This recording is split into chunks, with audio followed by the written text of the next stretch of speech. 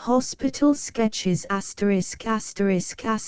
Hospital Sketches by L. M. Alcott. Illustration, logo for Tribulation Periwinkle, which, naming no names, no offense could be took. Sari Gamp, Boston, James Redpath, Publisher, 221 Washington Street. 1863 entered, according to Act of Congress, in the year 1863, by James Redpath, in the Clerk's Office of the District Court of the District of Massachusetts. Dedication: these sketches are respectfully dedicated to her friend Miss Hannah Stevenson, by L. M. A Publisher's Advertisement. Publisher's Advertisement. A considerable portion of this volume was published in successive numbers of the Commonwealth newspaper of Boston. The sudden popularity the sketches won from the general public, and the praise they received from literary men of distinguished ability, are sufficient reasons, were any needed, for their republication, thus revised and enlarged, in this more convenient and permanent form. As, besides paying the author the usual copyright, the publisher has resolved to devote at least 5 cents of every copy sold to the support of orphans made fatherless or homeless by the war, no reproduction of any part of the contents now first printed in these pages will be permitted in any journal. Should the sale of the little book be large, the orphans' percentage will be doubled. Boston, August, 1863. Contents Chapter Title Page I Obtaining Supplies 9-2. A Forward Movement 21-3. A Day 31-4. A Night 46-V. Off Duty 66-6. A Postscript 86I. Obtaining Supplies. Hospital Sketches. Chapter I. Obtaining Supplies. I want something to do. This remark being addressed to the world in general, no one in particular felt it their duty to reply, so I repeated it to the smaller world about me, received the following suggestions, and settled the matter by answering my own inquiry, as people are apt to do when very much in earnest. Write a book, quoth the author of my being. Don't know enough, sir. First live, then write. Try teaching again, suggested my mother. No thank you, 10 years of that is enough. Take a husband like my Darby, and fulfill your mission, said Sister Joan, home on a visit. Can't afford expensive luxuries, Mrs. Kubody. Turn actress, and immortalize your name, said Sister Vashti, striking an attitude. I won't. Go nurse the soldiers, said my young brother, Tom, panting for the tented field. I will. So far, very good. Here was the will, now for the way. At first sight not a foot of it appeared, but that didn't matter, for the periwinkles are a hopeful race. Their crest is an anchor, with 3 cock-a-doodles crowing atop. They all wear rose-colored spectacles, and are lineal descendants of the inventor of aerial architecture. An hour's conversation on the subject set the whole family in a blaze of enthusiasm. A model hospital was erected, and each member had accepted an honorable post therein. The paternal P was chaplain, the maternal P was matron, and all the youthful P.S. filled the pod of futurity with achievements whose brilliancy eclipsed the glories of the present and the past.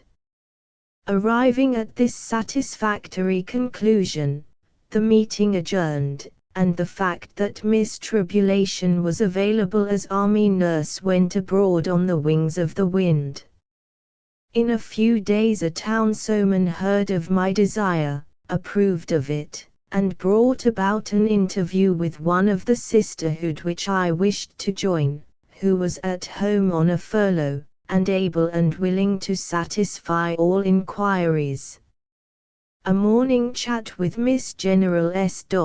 We hear no end of Mrs. Generals, why not a Miss, produced 3 results. I felt that I could do the work, was offered a place, and accepted it, promising not to desert, but stand ready to march on Washington at an hour's notice. A few days were necessary for the letter containing my request and recommendation to reach headquarters, and another, containing my commission, to return. Therefore no time was to be lost, and heartily thanking my pair of friends, I tore home through the December slush as if the rebels were after me, and like many another recruit, burst in upon my family with the announcement, "I've enlisted." An impressive silence followed. Tom, the irrepressible, broke it with a slap on the shoulder and the graceful compliment, "Old Trib, you're a trump." "Thank you. Then I'll take something," which I did, in the shape of dinner, reeling off my news at the rate of 3 dozen words to a mouthful, and as everyone else talked equally fast, and all together, the scene was most inspiring. As boys going to sea immediately become nautical in speech, walk as if they already had their sea legs on, and shiver their timbers on all possible occasions, so I turned military at once, called my dinner my rations, saluted all newcomers, and ordered a dress parade that very afternoon. Having reviewed every rag I possessed, I detailed some for picket duty while airing over the fence, some to the sanitary influences of the wash-tub, others to mount guard in the trunk, while the weak and wounded went to the work-basket hospital, to be made ready for active service again. To this squad I devoted myself for a week, but all was done, and I had time to get powerfully impatient before the letter came. It did arrive, however, and brought a disappointment along with its goodwill and friendliness, for it told me that the place in the Armory Hospital that I supposed I was to take, was already filled, and a much less desirable one at Hurlyburly House was offered instead. "That's just your luck, Trib.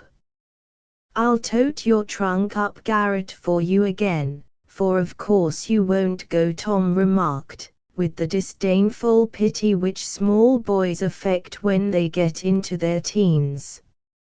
I was wavering in my secret soul, but that settled the matter, and I crushed him on the spot with martial brevity. "It is now 1, I shall march at 6. I have a confused recollection of spending the afternoon in pervading the house like an executive whirlwind, with my family swarming after me, all working, talking, prophesying and lamenting, while I packed my go-abroady possessions, tumbled the rest into 2 big boxes, danced on the lids till they shut, and gave them in charge, with the direction, if I never come back, make a bonfire of them. Then I choked down a cup of tea, generously salted instead of sugared, by some agitated relative, shouldered my knapsack. It was only a traveling bag, but do let me preserve the unities, hugged my family 3 times all round without a vestige of unmanly emotion, till a certain dear old lady broke down upon my neck, with a despairing sort of wail, "Oh, my dear, how can I let you go? I'll stay if you say so, mother. But I don't. Go, and the Lord will take care of you." Much of the Roman matron's courage had gone into the Yankee matron's composition, and, in spite of her tears, she would have sent 10 sons to the war, had she possessed them, as freely as she sent 1 daughter, smiling and flapping on the doorstep till I vanished, though the eyes that followed me were very dim, and the handkerchief she waved was very wet. My transit from the Gables to the village depot was a funny mixture of good wishes and goodbyes, mud puddles and shopping. A December twilight is not the most cheering time to enter upon a somewhat perilous enterprise, and, but for the presence of Vashti and neighbor Thorn, I fear that I might have added a drop of the briny to the native moisture of the town I left behind me, though I'd no thought of giving out, oh, bless you, no. When the engine screeched "Here we are," I clutched my escort in a fervent embrace, and skipped into the car with as blithe a farewell as if going on a bridal tour, though I believe brides don't usually wear cavernous black bonnets and fuzzy brown coats, with a hairbrush, a pair of rubbers, 2 books, and a bag of gingerbread distorting the pockets of the same. If I thought that anyone would believe it, I'd boldly state that I slept from C to B, which would simplify matters immensely, but as I know they wouldn't, I'll confess that the head under the funereal coal hod fermented with all manner of high thoughts and heroic purposes to do or die, perhaps both, and the heart under the fuzzy brown coat felt very tender with the memory of the dear old lady, probably sobbing over her army socks and the loss of her topsy-turvy trib. At this juncture I took the veil, and what I did behind it is nobody's business, but I maintain that the soldier who cries when his mother says goodbye is the boy to fight best, and die bravest, when the time comes, or go back to her better than he went. Till 9 o'clock I trotted about the city streets, doing those last errands which no woman would even go to heaven without attempting, if she could. Then I went to my usual refuge, and, fully intending to keep awake, as a sort of vigil appropriate to the occasion, fell fast asleep and dreamed propitious dreams till my rosy-faced cousin waked me with a kiss. A bright day smiled upon my enterprise, and at 10 I reported myself to my general, received last instructions and no end of the sympathetic encouragement which women give, in look, touch, and tone more effectually than in words. The next step was to get a free pass to Washington, for I'd no desire to waste my substance on railroad companies when the boys needed even a spinster's mite. A friend of mine had procured such a pass, and I was bent on doing likewise, though I had to face the president of the railroad to accomplish it. I'm a bashful individual, though I can't get anyone to believe it, so it cost me a great effort to poke about the Worcester depot till the right door appeared, then walk into a room containing several gentlemen, and blunder out my request in a high state of stammer and blush. Nothing could have been more courteous than this dreaded president, but it was evident that I had made as absurd a demand as if I had asked for the nose off his respectable face. He referred me to the governor at the State House, and I backed out, leaving him no doubt to regret that such mild maniacs were left at large. Here was a Scylla and Charybdis business, as if a president wasn't trying enough, without the governor of Massachusetts and the hub of the hub piled on top of that. "I never can do it," thought I. "Tom will hoot at you if you don't," whispered the inconvenient little voice that is always goading people to the performance of disagreeable duties, and always appeals to the most effective agent to produce the proper result. The idea of allowing any boy that ever wore a felt basin and a shoddy jacket with a microscopic tail to crow over me was preposterous, so giving myself a mental slap for such faint-heartedness, I streamed away across the common, wondering if I ought to say "Your Honor" or simply "Sir," and decided upon the latter, fortifying myself with recollections of an evening in a charming green library, where I beheld the governor placidly consuming oysters, and laughing as if Massachusetts was a myth. And he had no heavier burden on his shoulders than his host's handsome hands. Like an energetic fly in a very large cobweb, I struggled through the State House, getting into all the wrong rooms and none of the right, till I turned desperate, and went into one, resolving not to come out till I'd made somebody hear and answer me. I suspect that of all the wrong places I had blundered into, this was the most so. But I didn't care, and, though the apartment was full of soldiers, surgeons, starers, and spittoons, I cornered a perfectly incapable person, and proceeded to pump for information with the following result: was the governor anywhere about? No, he wasn't. Could he tell me where to look? No, he couldn't. Did he know anything about free passes? No, he didn't. Was there anyone there of whom I could inquire? Not a person. Did he know of any place where information could be obtained? Not a place. Could he throw the smallest gleam of light upon the matter, in any way?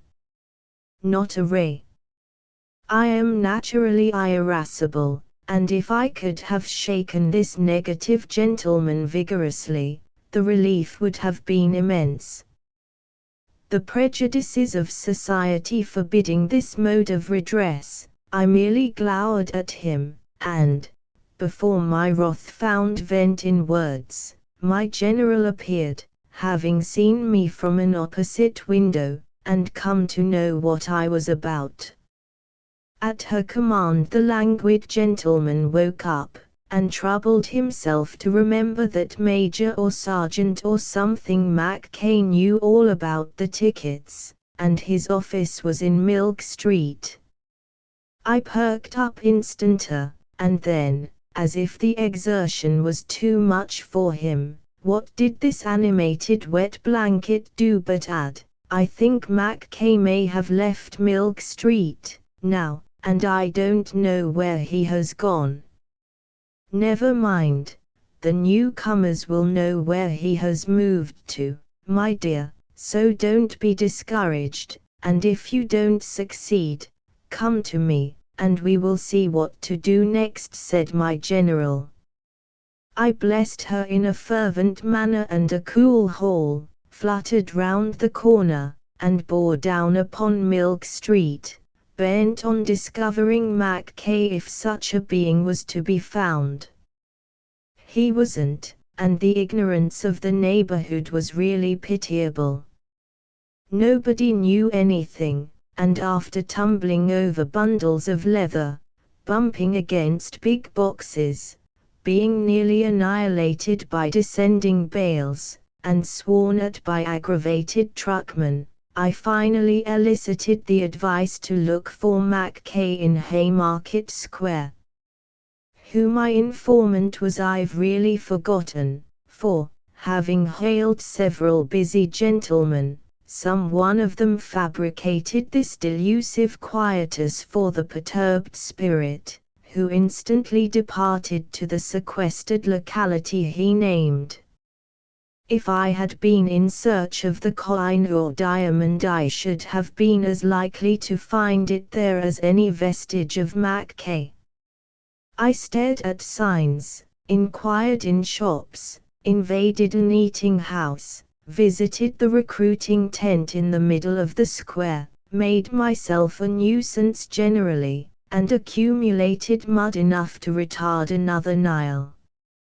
All in vain, and I mournfully turned my face toward the generals, feeling that I should be forced to enrich the railroad company after all, when, suddenly, I beheld that admirable young man, brother-in-law Darby Cubody, Esquire. I arrested him with a burst of news, and wants, and woes, which caused his manly countenance to lose its usual repose. "Oh, my dear boy, I'm going to Washington at 5, and I can't find the free ticket man, and there won't be time to see Joan, and I'm so tired and cross I don't know what to do, and will you help me, like a cherub as you are?" "Oh, yes, of course. I know a fellow who will set us right," responded Darby, mildly excited, and darting into some kind of an office, held counsel with an invisible angel, who sent him out radiant. All serene. "I've got him. I'll see you through the business, and then get Joan from the Dovecote in time to see you off.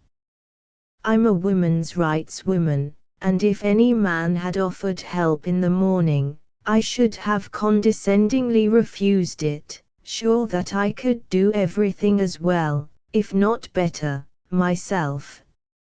My strong-mindedness had rather abated since then, and I was now quite ready to be a timid trembler if necessary.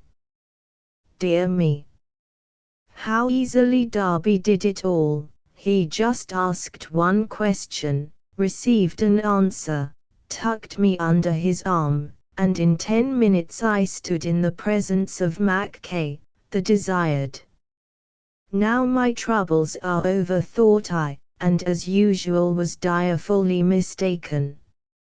"You will have to get a pass from Dr. H, in Temple Place, before I can give you a pass," Madam, answered Mackay, as blandly as if he wasn't carrying desolation to my soul. "Oh, indeed.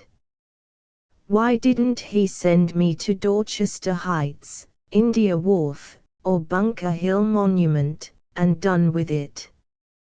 Here I was, after a morning's tramp, down in some place about Dock Square, and was told to step to Temple Place.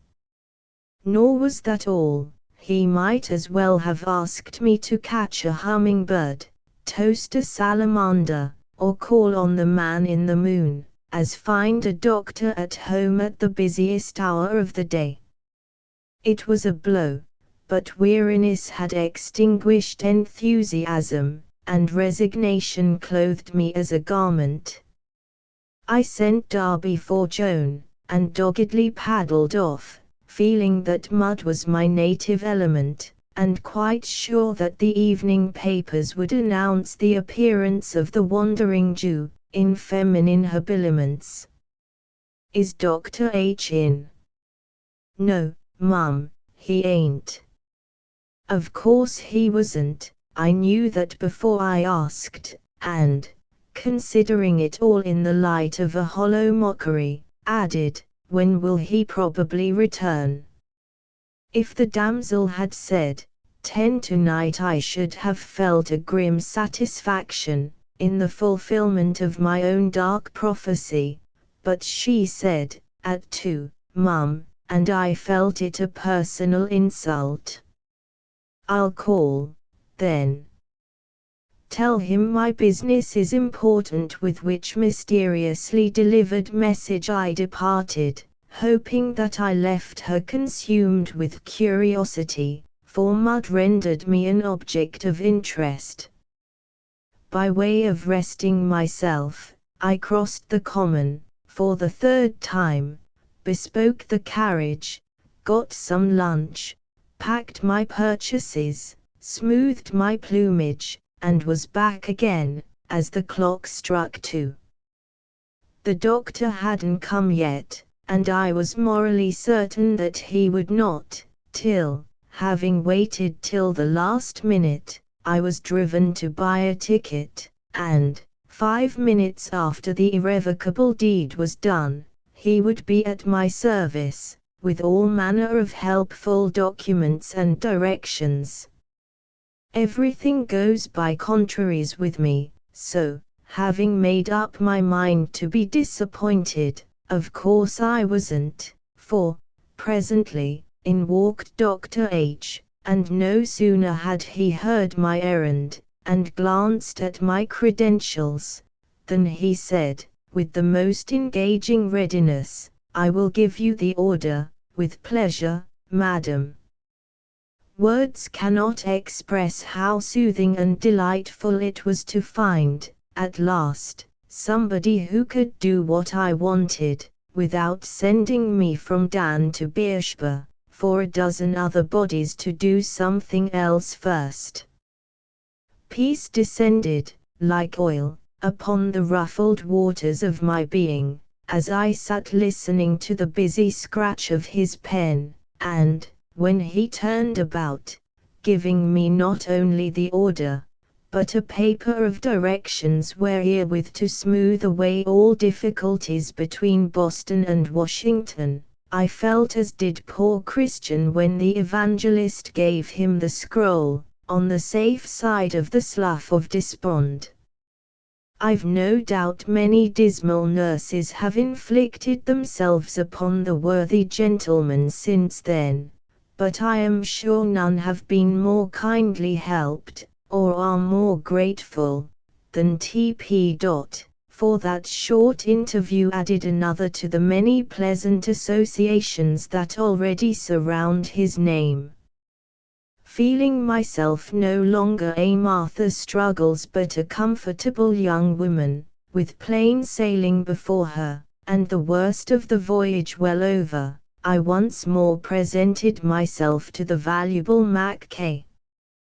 The order was read, and certain printed papers, necessary to be filled out, were given a young gentleman, no, I prefer to say boy, with a scornful emphasis upon the word, as the only means of revenge now left me. This boy, instead of doing his duty with the diligence so charming in the young, loitered and lounged, in a manner which proved his education to have been sadly neglected in the "how doth the little busy bee" direction. He stared at me, gaped out of the window, ate peanuts, and gossiped with his neighbors, boys, like himself, and all penned in a row, like colts at a cattle show. I don't imagine he knew the anguish he was inflicting, for it was nearly 3, the train left at 5, and I had my ticket to get, my dinner to eat, my blessed sister to see, and the depot to reach, if I didn't die of apoplexy. Meanwhile, Patience certainly had her perfect work that day, and I hope she enjoyed the job more than I did. Having waited some 20 minutes, it pleased this reprehensible boy to make various marks and blots on my documents, toss them to a venerable creature of 16, who delivered them to me with such paternal directions, that it only needed a pat on the head and an encouraging, "Now run home to your ma, little girl, and mind the crossings, my dear," to make the illusion quite perfect.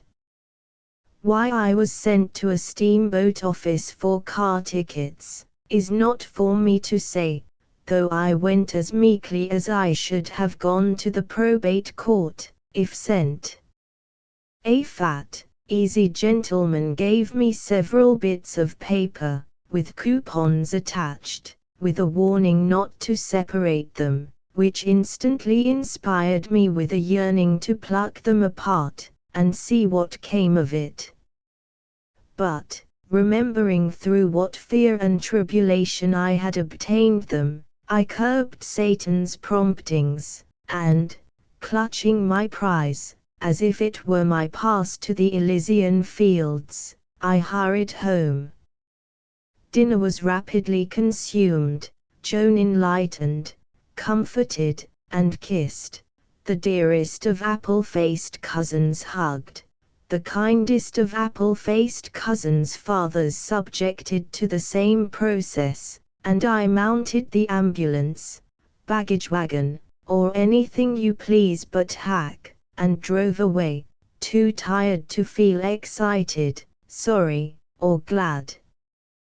To a forward movement. Chapter 2. A forward movement.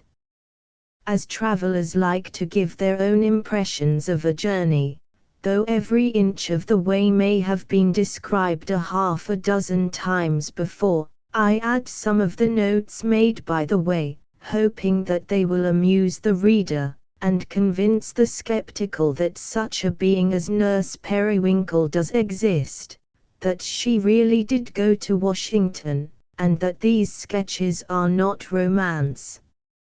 New York train, 7 p.m. Spinning along to take the boat at New London.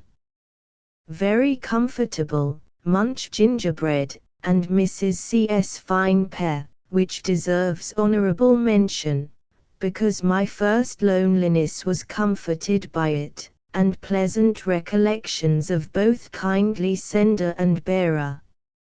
Look much at Dr. H.'s paper of directions.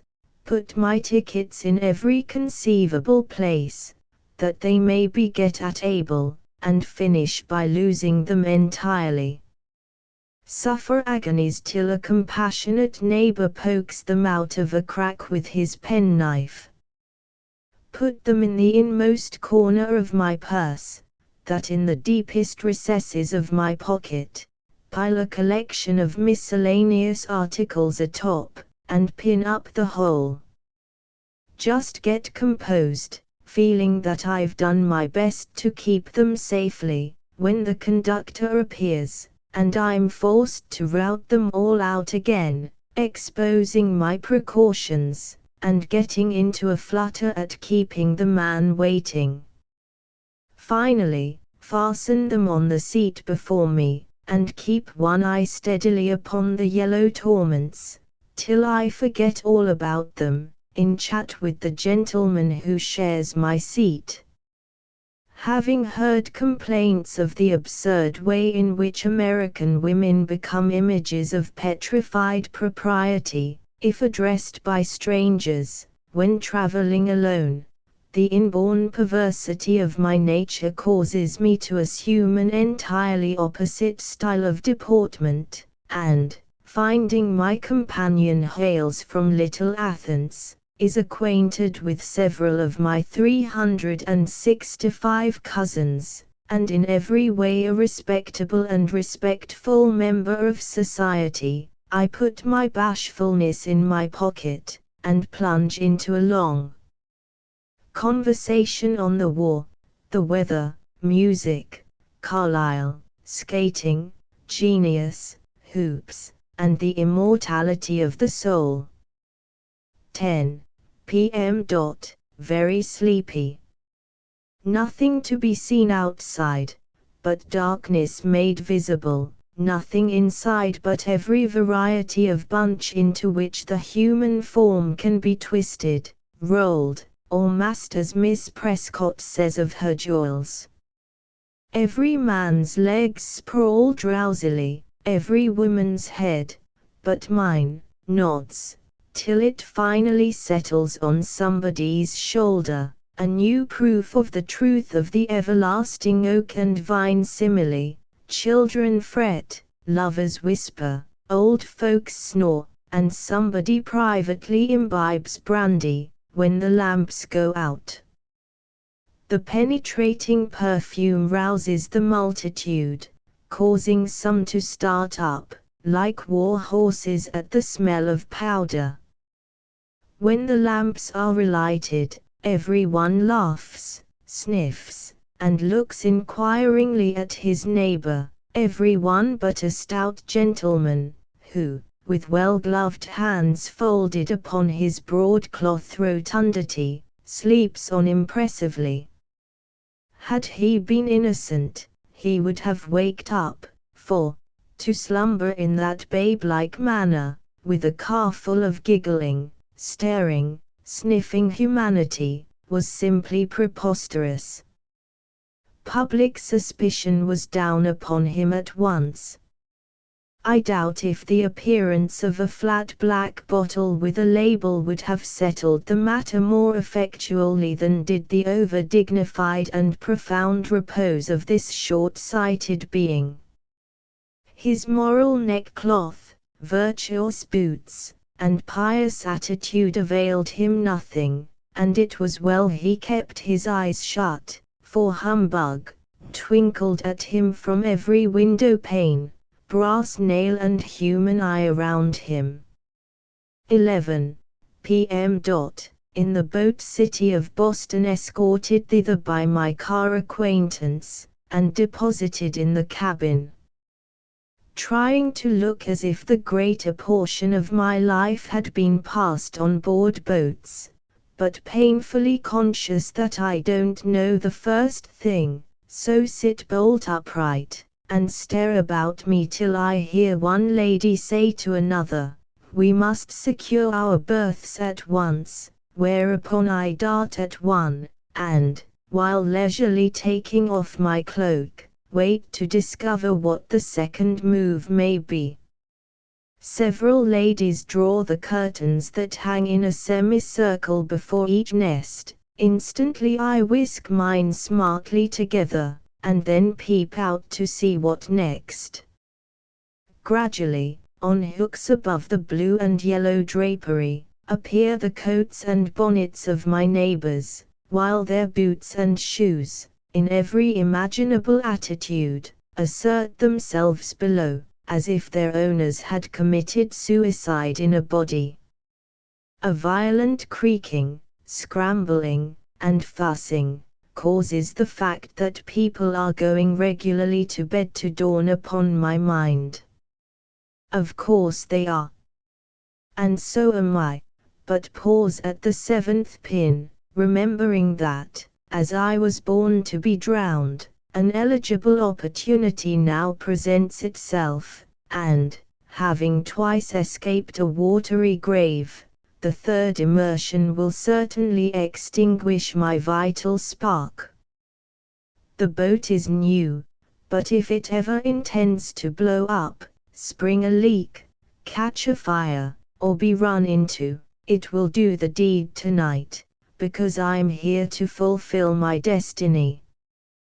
With tragic calmness I resign myself, replace my pins, lash my purse and papers together, with my handkerchief, examine the saving circumference of my hoop, and look about me for any means of deliverance when the moist moment shall arrive, for I've no intention of folding my hands and bubbling to death without an energetic splashing first. Barrels, hen coops, portable settees, and life preservers do not adorn the cabin, as they should, and, roving wildly to and fro, my eye sees no ray of hope till it falls upon a plump old lady, devoutly reading in the cabin Bible, and a voluminous nightcap. I remember that, at the swimming school, fat girls always floated best, and in an instant my plan is laid. At the first alarm I firmly attach myself to the plump lady, and cling to her through fire and water, for I feel that my old enemy, the cramp, will seize me by the foot, if I attempt to swim, and, though I can hardly expect to reach Jersey City with myself and my baggage in as good condition as I hoped, I might manage to get picked up by holding to my fat friend. If not, it will be a comfort to feel that I've made an effort and shall die in good society. Poor dear woman! How little she dreamed, as she read and rocked, with her cap in a high state of starch, and her feet comfortably cooking at the register, what fell designs were hovering about her, and how intently a small but determined eye watched her, till it suddenly closed. Sleep got the better of fear to such an extent that my boots appeared to gape, and my bonnet nodded on its peg, before I gave in. Having piled my cloak, bag, rubbers, books and umbrella on the lower shelf, I drowsily swarmed onto the upper one, tumbling down a few times, and excoriating the knobby portions of my frame in the act. A very brief nap on the upper roost was enough to set me gasping as if a dozen feather beds and the whole boat were laid over me. Out I turned, and, after a series of convulsions, which caused my neighbor to ask if I wanted the stewardess, I managed to get my luggage up and myself down.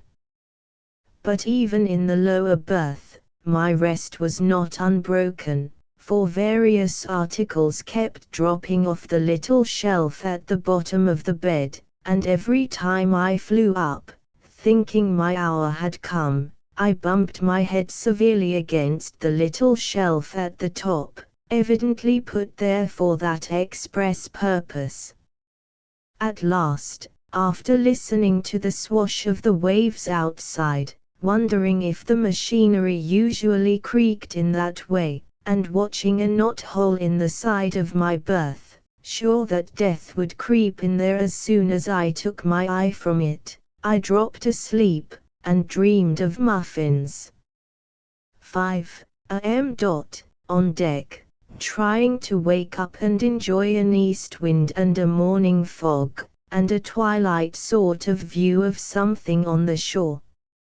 Rapidly achieve my purpose, and do enjoy every moment, as we go rushing through the Sound, with steamboats passing up and down, lights dancing on the shore, mist wreaths slowly furling off, and a pale pink sky above us, as the sun comes up. 7 a.m. In the cars, at Jersey City. Much fuss with tickets, which one man scribbles over, another snips, and a third makes note on. Partake of refreshment, in the gloom of a very large and dirty depot. Think that my sandwiches would be more relishing without so strong a flavor of napkin, and my gingerbread more easy of consumption if it had not been pulverized by being sat upon. People act as if early traveling didn't agree with them. Children scream and scamper, men smoke and growl, women shiver and fret, porters swear, great truck horses pace up and down with loads of baggage, and everyone seems to get into the wrong car, and come tumbling out again. One man, with 3 children, a dog, a bird cage, and several bundles, puts himself and his possessions into every possible place where a man, 3 children, dog, bird cage and bundles could be got, and is satisfied with none of them. I follow their movements, with an interest that is really exhausting, and, as they vanish, hope for rest, but don't get it. A strong-minded woman, with a tumbler in her hand, and no cloak or shawl on, comes rushing through the car, talking loudly to a small porter, who lugs a folding bed after her, and looks as if life were a burden to him. You promised to have it ready. It is not ready. It must be a car with a water jar, the windows must be shut, the fire must be kept up, the blinds must be down. No, this won't do. I shall go through the whole train, and suit myself, for you promised to have it ready. It is not ready, and see, all through again, like a hand organ. She haunted the cars, the depot, the office and baggage room, with her bed, her tumbler, and her tongue, till the train started, and a sense of fervent gratitude filled my soul, when I found that she and her unknown invalid were not to share our car. Philadelphia. An old place, full of Dutch women, in bellas top bonnets, selling vegetables, in long, open markets. Everyone seems to be scrubbing their white steps. All the houses look like tidy jails, with their outside shutters.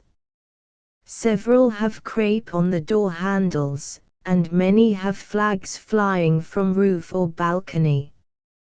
Few men appear, and the women seem to do the business, which, perhaps, accounts for its being so well done. Pass fine buildings, but don't know what they are. Would like to stop and see my native city, for, having left it at the tender age of 2, my recollections are not vivid. Baltimore. A big, dirty, shippy, shiftless place, full of goats, geese, colored people, and coal, at least the part of it I see. Pass near the spot where the riot took place, and feel as if I should enjoy throwing a stone at somebody hard. Find a guard at the ferry, the depot, and here and there, along the road. A camp whitens one hillside, and a cavalry training school, or whatever it should be called, is a very interesting sight, with quantities of horses and riders galloping, marching, leaping, and skirmishing, over all manner of breakneck places. A party of English people get in, the men, with sandy hair and red whiskers, all trimmed alike, to a hair, rough grey coats, very rosy, clean faces, and a fine, full way of speaking, which is particularly agreeable, after our slipshod American gabble. The 2 ladies wear funny velvet fur-trimmed hoods, are done up, like compact bundles, in tartan shawls, and look as if bent on seeing everything thoroughly. The devotion of one elderly John Bull to his red-nosed spouse was really beautiful to behold. She was plain and cross, and fussy and stupid, but J.B., Esquire, read no papers when she was awake, turned no cold shoulder when she wished to sleep, and cheerfully said, "Yes, me dear," to every wish or want the wife of his bosom expressed. I quite warmed to the excellent man, and asked a question or two, as the only means of expressing my goodwill. He answered very civilly, but evidently hadn't been used to being addressed by strange women in public conveyances, and Mrs. B fixed her green eyes upon me, as if she thought me a forward hussy, or whatever is good English for a presuming young woman. The pair left their friends before we reached Washington, and the last I saw of them was a vision of a large plaid lady, stalking grimly away, on the arm of a rosy, stout gentleman, loaded with rugs, bags, and books, but still devoted, still smiling, and waving a hearty fare ye well. We'll meet ye at Willard's on Tuesday." Soon after their departure we had an accident, for no long journey in America would be complete without one. A coupling iron broke, and, after leaving the last car behind us, we waited for it to come up, which it did, with a crash that knocked everyone forward on their faces, and caused several old ladies to screech dismally.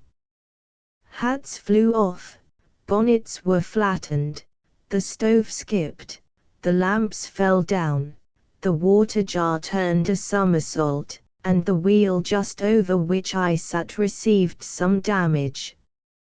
Of course, it became necessary for all the men to get out, and stand about in everybody's way, while repairs were made, and for the women to wrestle their heads out of the windows, asking 99 foolish questions to one sensible one.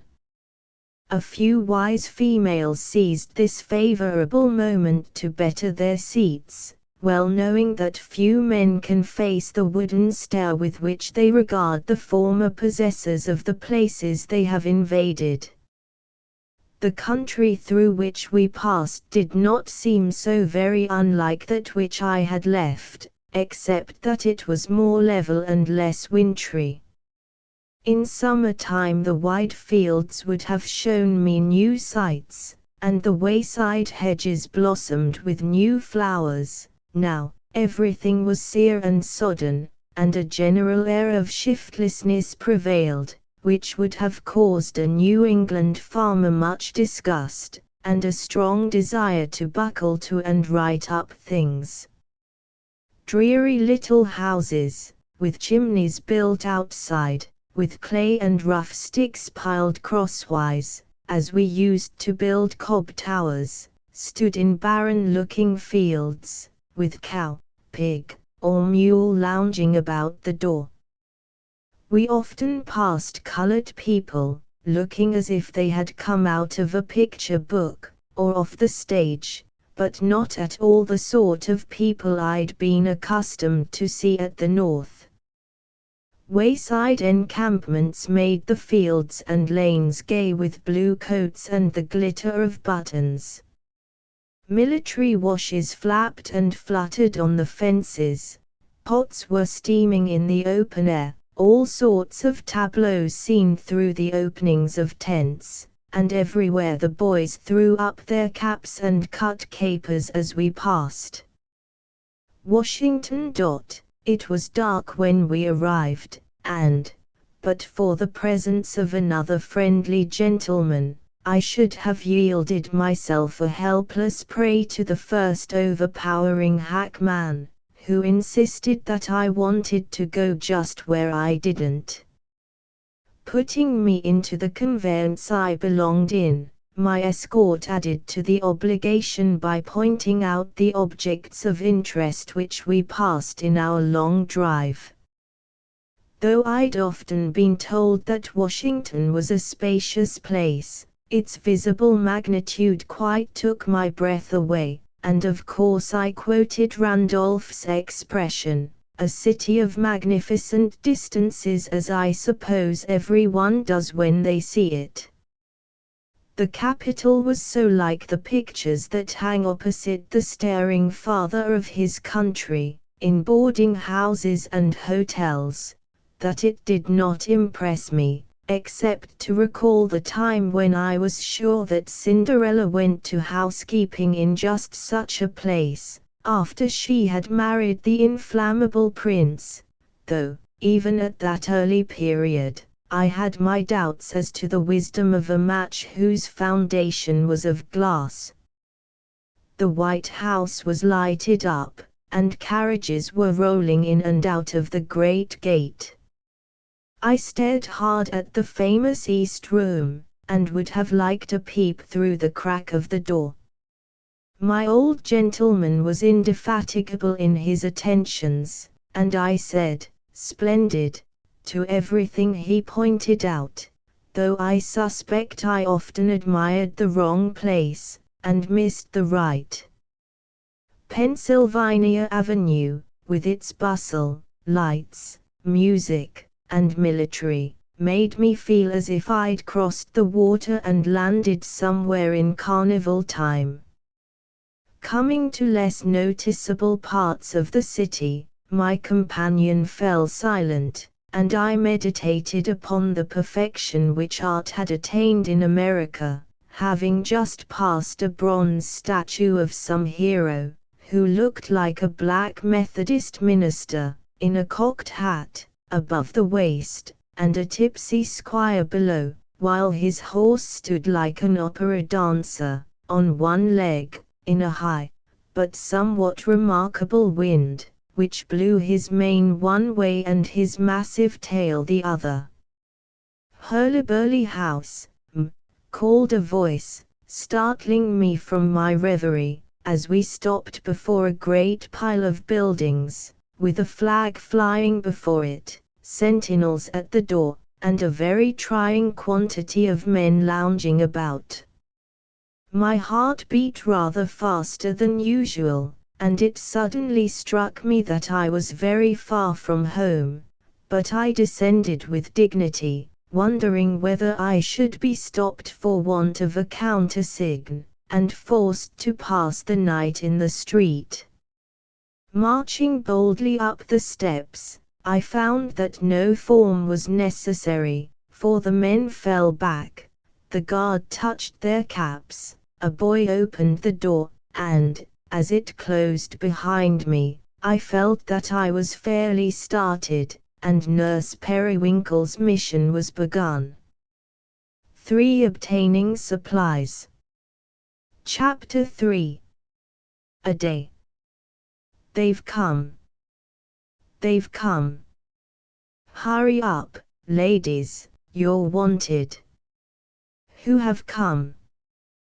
The rebels. This sudden summons in the grey dawn was somewhat startling to a 3-days nurse like myself, and, as the thundering knock came at our door, I sprang up in my bed, prepared to gird my woman's form, and on the ramparts die if necessary, but my roommate took it more coolly, and, as she began a rapid toilet, answered my bewildered question. "Bless you, no child, it's the wounded from Fredericksburg. 40 ambulances are at the door, and we shall have our hands full in 15 minutes. What shall we have to do? Wash, dress, feed, warm and nurse them for the next 3 months, I dare say. 80 beds are ready, and we were getting impatient for the men to come. Now you will begin to see hospital life in earnest, for you won't probably find time to sit down all day, and may think yourself fortunate if you get to bed by midnight. Come to me in the ballroom when you are ready. The worst cases are always carried there, and I shall need your help." So saying, the energetic little woman twirled her hair into a button at the back of her head, in a cleared-for-action sort of style, and vanished, wrestling her way into a feminine kind of pea-jacket as she went. I am free to confess that I had a realizing sense of the fact that my hospital bed was not a bed of roses just then, or the prospect before me one of unmingled rapture.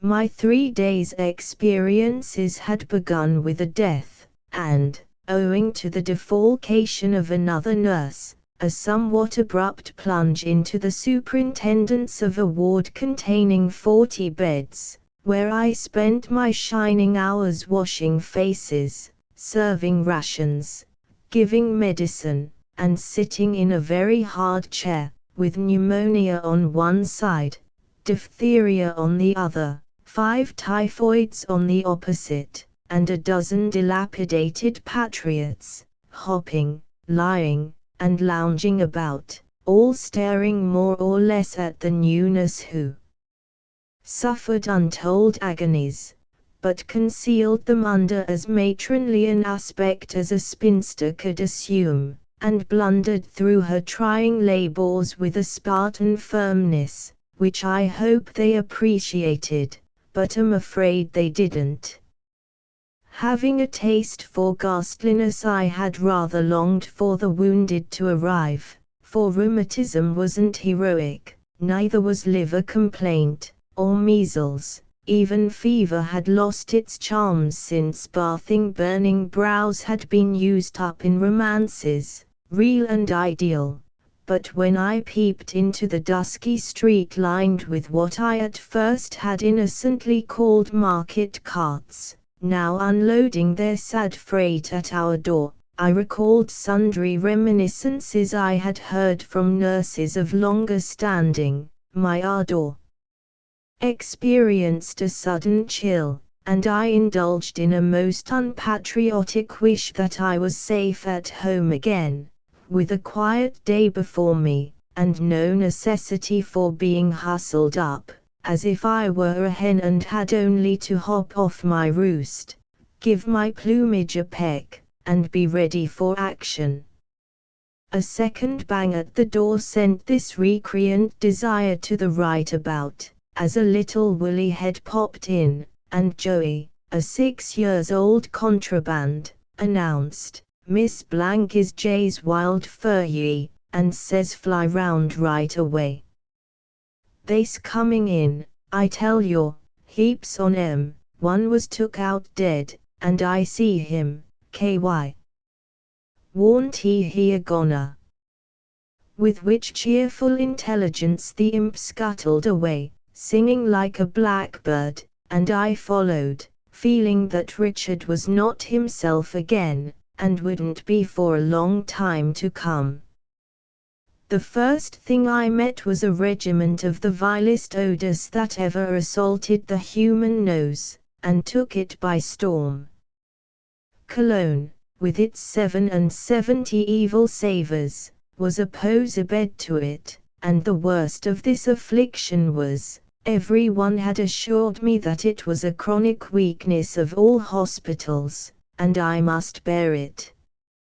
I did, armed with lavender water, with which I so besprinkled myself and premises, that, like my friend Sari, I was soon known among my patients as the nurse with the bottle. Having been run over by 3 excited surgeons, bumped against by migratory coal hods, water pails, and small boys, nearly scalded by an avalanche of newly filled teapots, and hopelessly entangled in a knot of colored sisters coming to wash, I progressed by slow stages upstairs and down, till the main hall was reached, and I paused to take breath and a survey. There they were. Our brave boys, as the papers justly call them, for cowards could hardly have been so riddled with shot and shell, so torn and shattered, nor have borne suffering for which we have no name, with an uncomplaining fortitude, which made one glad to cherish each as a brother.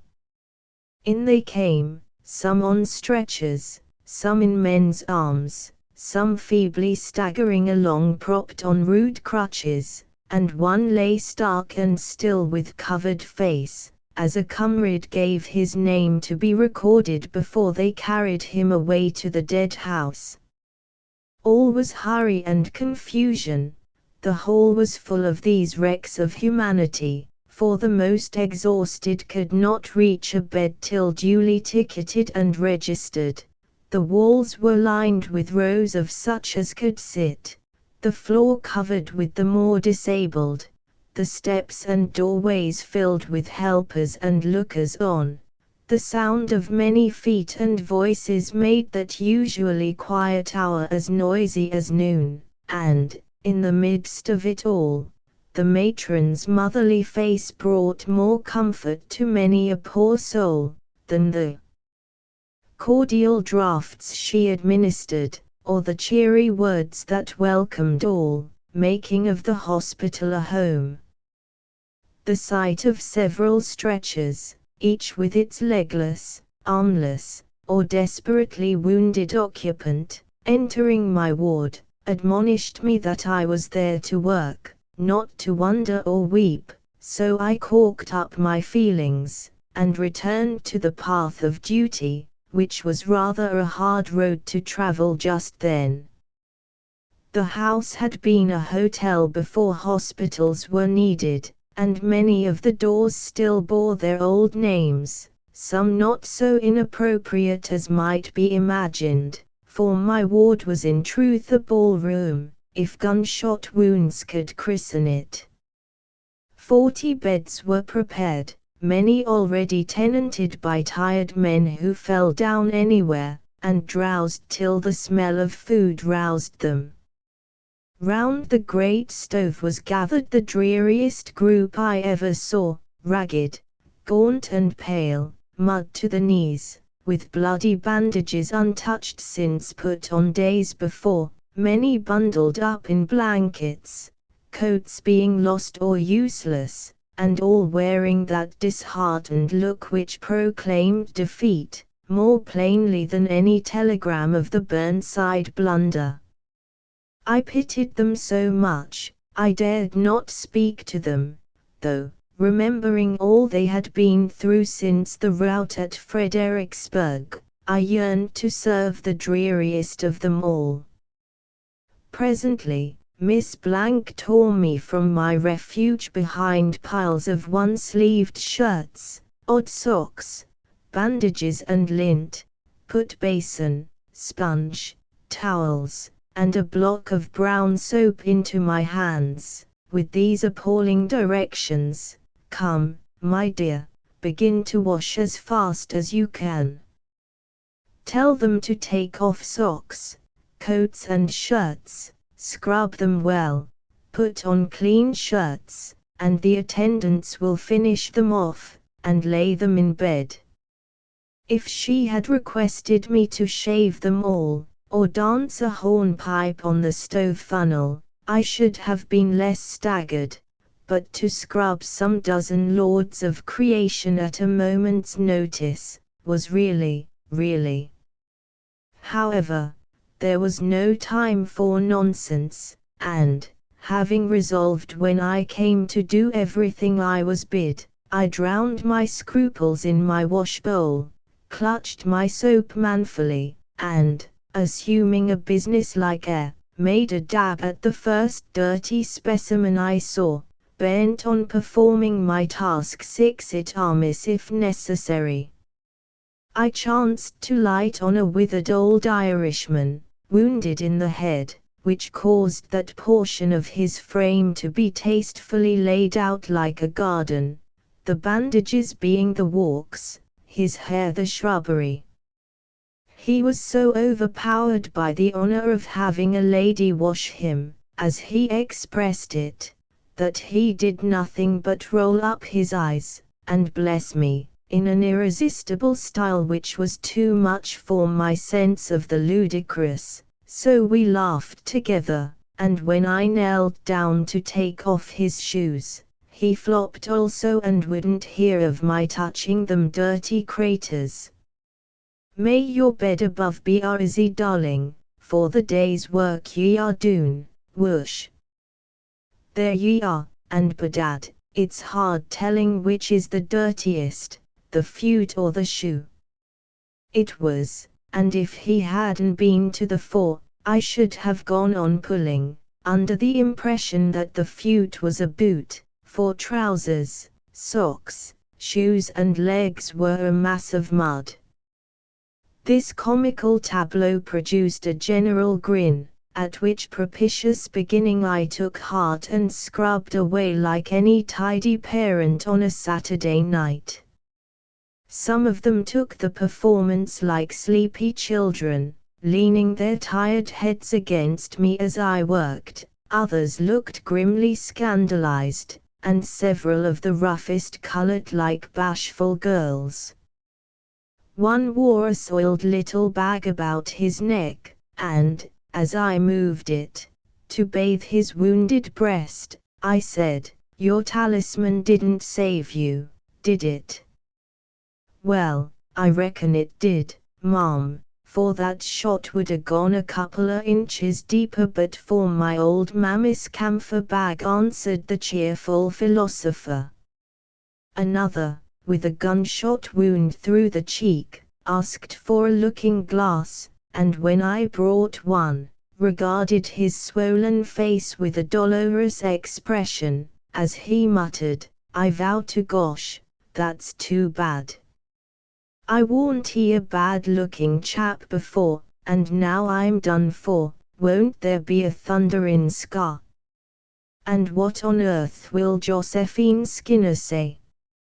He looked up at me with his one eye so appealingly, that I controlled my risibles, and assured him that if Josephine was a girl of sense, she would admire the honorable scar, as a lasting proof that he had faced the enemy, for all women thought a wound the best decoration a brave soldier could wear. I hope Miss Skinner verified the good opinion I so rashly expressed of her, but I shall never know. The next scrubby was a nice-looking lad, with a curly brown mane, and a budding trace of gingerbread over the lip, which he called his beard, and defended stoutly, when the barber jocosely suggested its immolation.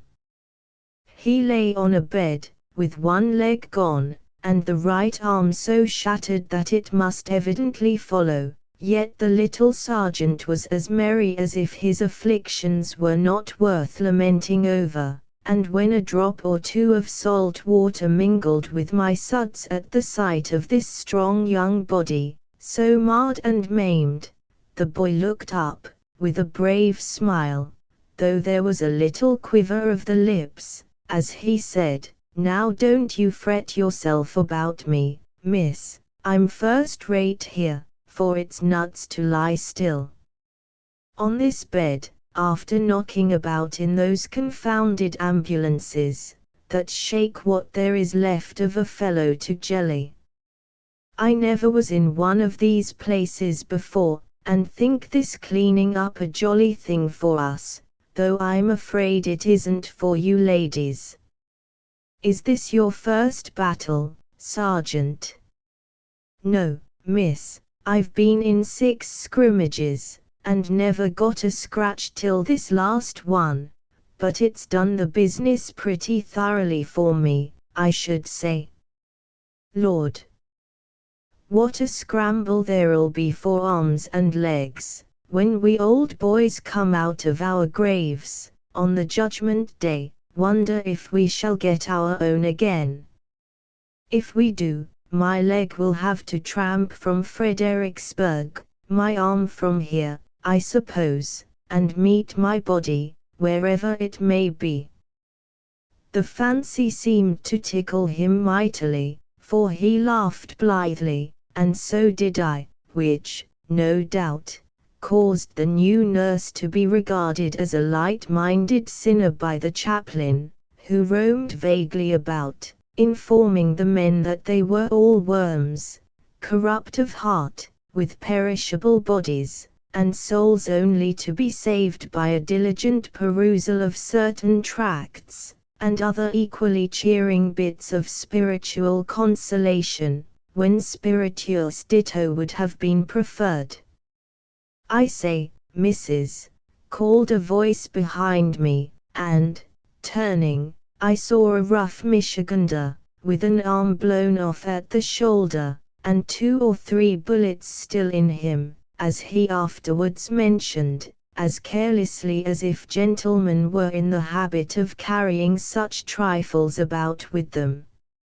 I went to him, and, while administering a dose of soap and water, he whispered, irefully, "That red-headed devil, over yonder, is a rogue, damn him.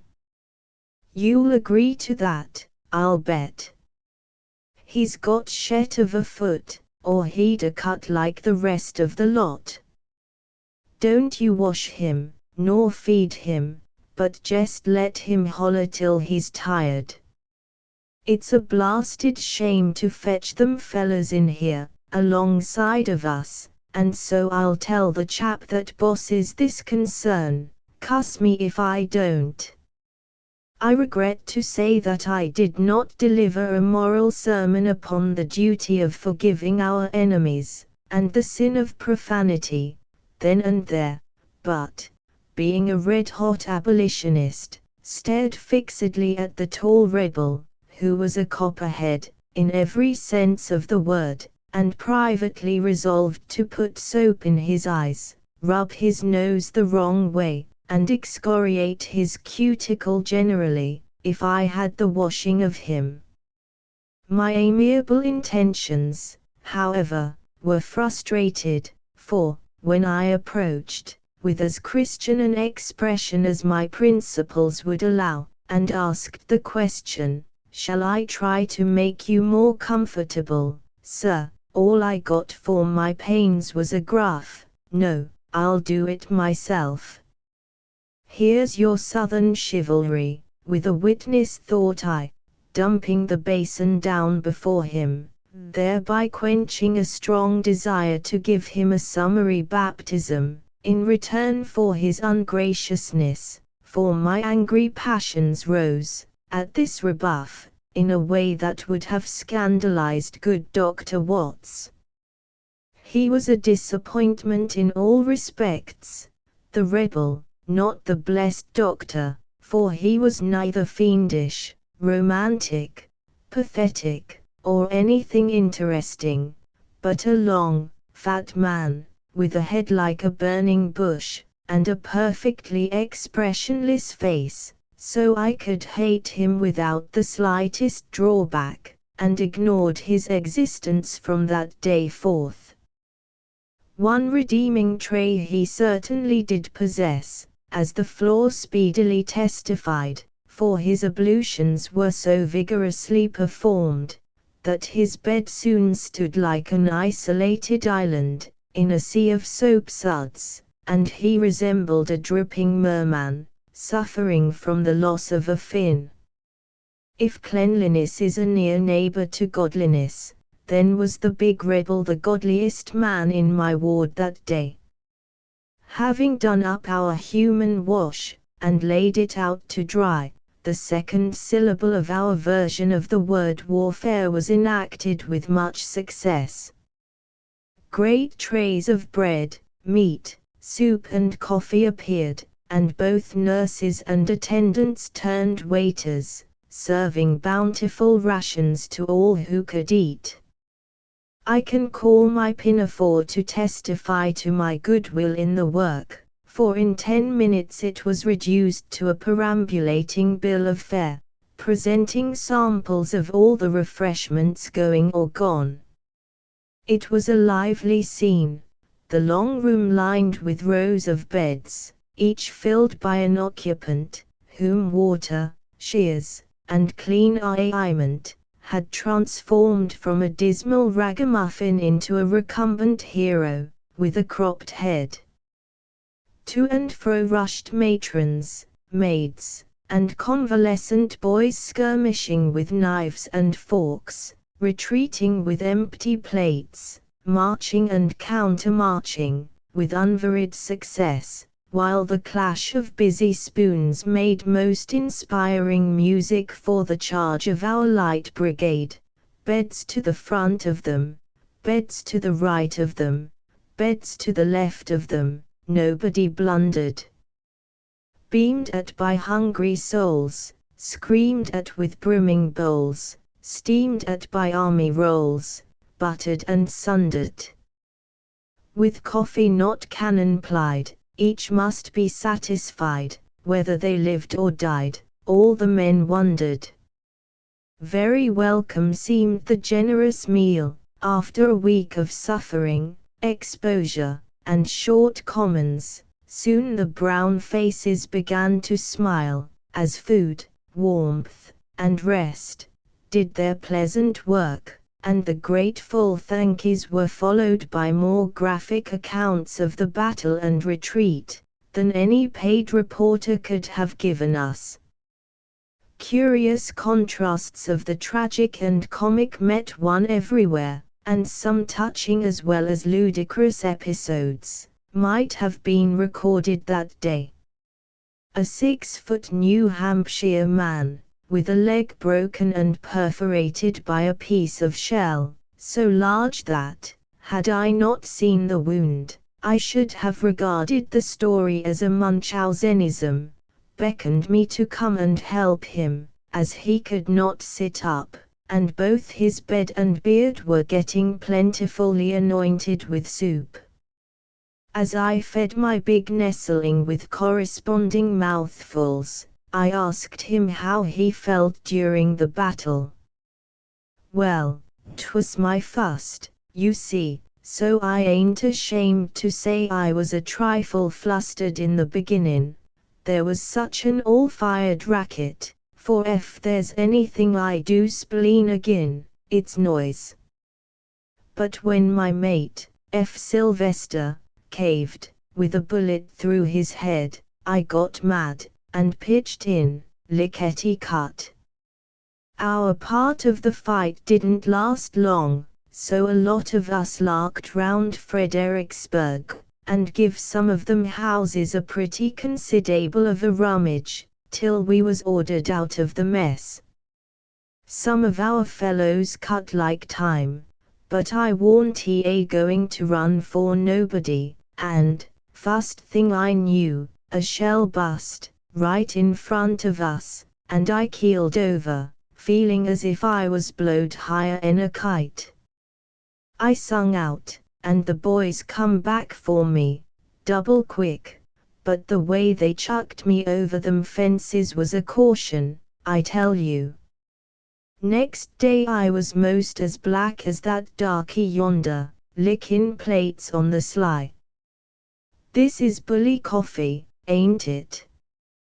Give us another pull at it, and I'll be obleeged to you." I did, and, as the last gulp subsided, he said, with a rub of his old handkerchief over eyes as well as mouth, "Look a-here, I've got a pair o' earbobes and a handkerchief pin I'm a-going to give you, if you'll have them, for you're the very moral o' Lizzie Sylvester, poor Effa's wife. That's why I signaled you to come over here. They ain't much, I guess, but they'll do to memorize the rebs by." Burrowing under his pillow, he produced a little bundle of what he called truck and gallantly presented me with a pair of earrings, each representing a cluster of corpulent grapes, and the pin a basket of astonishing fruit, the whole large and coppery enough for a small warming pan. Feeling delicate about depriving him of such valuable relics, I accepted the earrings alone, and was obliged to depart, somewhat abruptly, when my friend stuck the warming pan in the bosom of his nightgown, viewing it with much complacency, and, perhaps, some tender memory, in that rough heart of his, for the comrade he had lost. Observing that the man next him had left his meal untouched, I offered the same service I had performed for his neighbor, but he shook his head. "Thank you, I don't think I'll ever eat again, for I'm shot in the stomach. But I'd like a drink of water, if you ain't too busy." I rushed away, but the water pails were gone to be refilled, and it was some time before they reappeared. I did not forget my patient, meanwhile, and, with the first mugful, hurried back to him. He seemed asleep, but something in the tired white face caused me to listen at his lips for a breath. None came. I touched his forehead, it was cold, and then I knew that, while he waited, a better nurse than I had given him a cooler draught, and healed him with a touch. I laid the sheet over the quiet sleeper, whom no noise could now disturb, and, Half an hour later, the bed was empty. It seemed a poor requital for all he had sacrificed and suffered, that hospital bed, lonely even in a crowd, for there was no familiar face for him to look his last upon, no friendly voice to say goodbye, no hand to lead him gently down into the valley of the shadow, and he vanished, like a drop in that Red Sea upon whose shores so many women stand lamenting. For a moment I felt bitterly indignant at this seeming carelessness of the value of life, the sanctity of death, then consoled myself with the thought that, when the great muster roll was called, these nameless men might be promoted above many whose tall monuments record the barren honors they have won. All having eaten, drank, and rested, the surgeons began their rounds, and I took my first lesson in the art of dressing wounds. It wasn't a festive scene, by any means, for Dr. P., whose aide I constituted myself, fell to work with a vigor which soon convinced me that I was a weaker vessel, though nothing would have induced me to confess it then.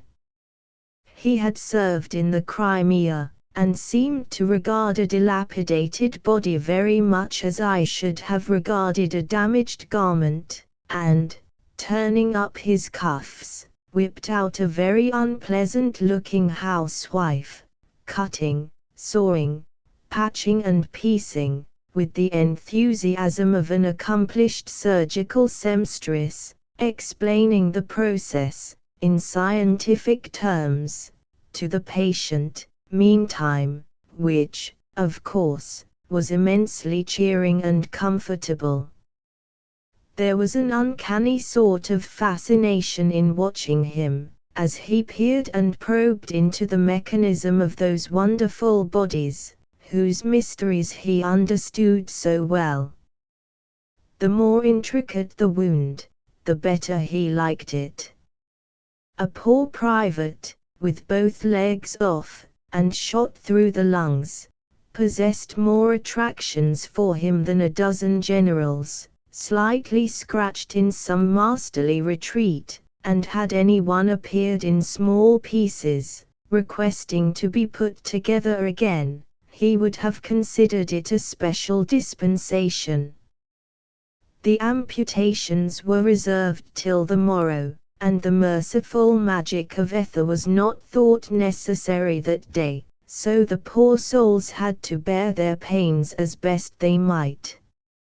It is all very well to talk of the patience of woman, and far be it from me to pluck that feather from her cap, for, heaven knows, she isn't allowed to wear many, but the patient endurance of these men, under trials of the flesh, was truly wonderful.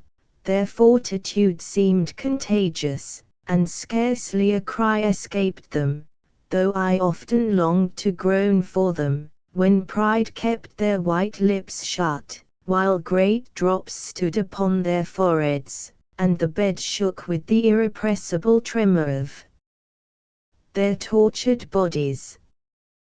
One or two Irishmen anathematized the doctors with the frankness of their nation, and ordered the Virgin to stand by them, as if she had been the wedded biddy to whom they could administer the poker, if she didn't, but, as a general thing, the work went on in silence, broken only by some quiet request for roller, instruments, or plaster, a sigh from the patient, or a sympathizing murmur from the nurse. It was long past noon before these repairs were even partially made, and, having got the bodies of my boys into something like order, the next task was to minister to their minds, by writing letters to the anxious souls at home, answering questions, reading papers, taking possession of money and valuables, for the eighth commandment was reduced to a very fragmentary condition, both by the blacks and whites, who ornamented our hospital with their presence. Pocket books, purses, miniatures, and watches were sealed up, labeled, and handed over to the matron, till such times as the owners thereof were ready to depart homeward or campward again.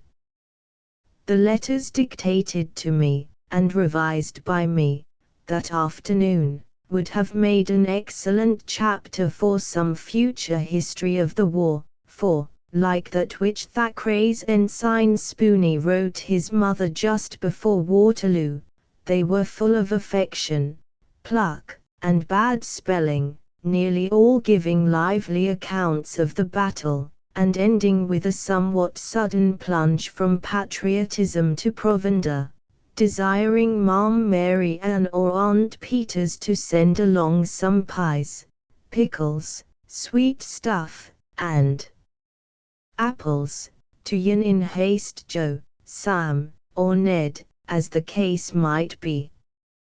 My little sergeant insisted on trying to scribble something with his left hand, and patiently accomplished some half-dozen lines of hieroglyphics, which he gave me to fold and direct, with a boyish blush, that rendered a glimpse of my dearest Jane unnecessary, to assure me that the heroic lad had been more successful in the service of Commander-in-Chief Cupid than that of General Mars, and a charming little romance blossomed instanter in Nurse Periwinkle's romantic fancy, though no further confidences were made that day, for Sergeant fell asleep, and, judging from his tranquil face, visited his absent sweetheart in the pleasant land of dreams.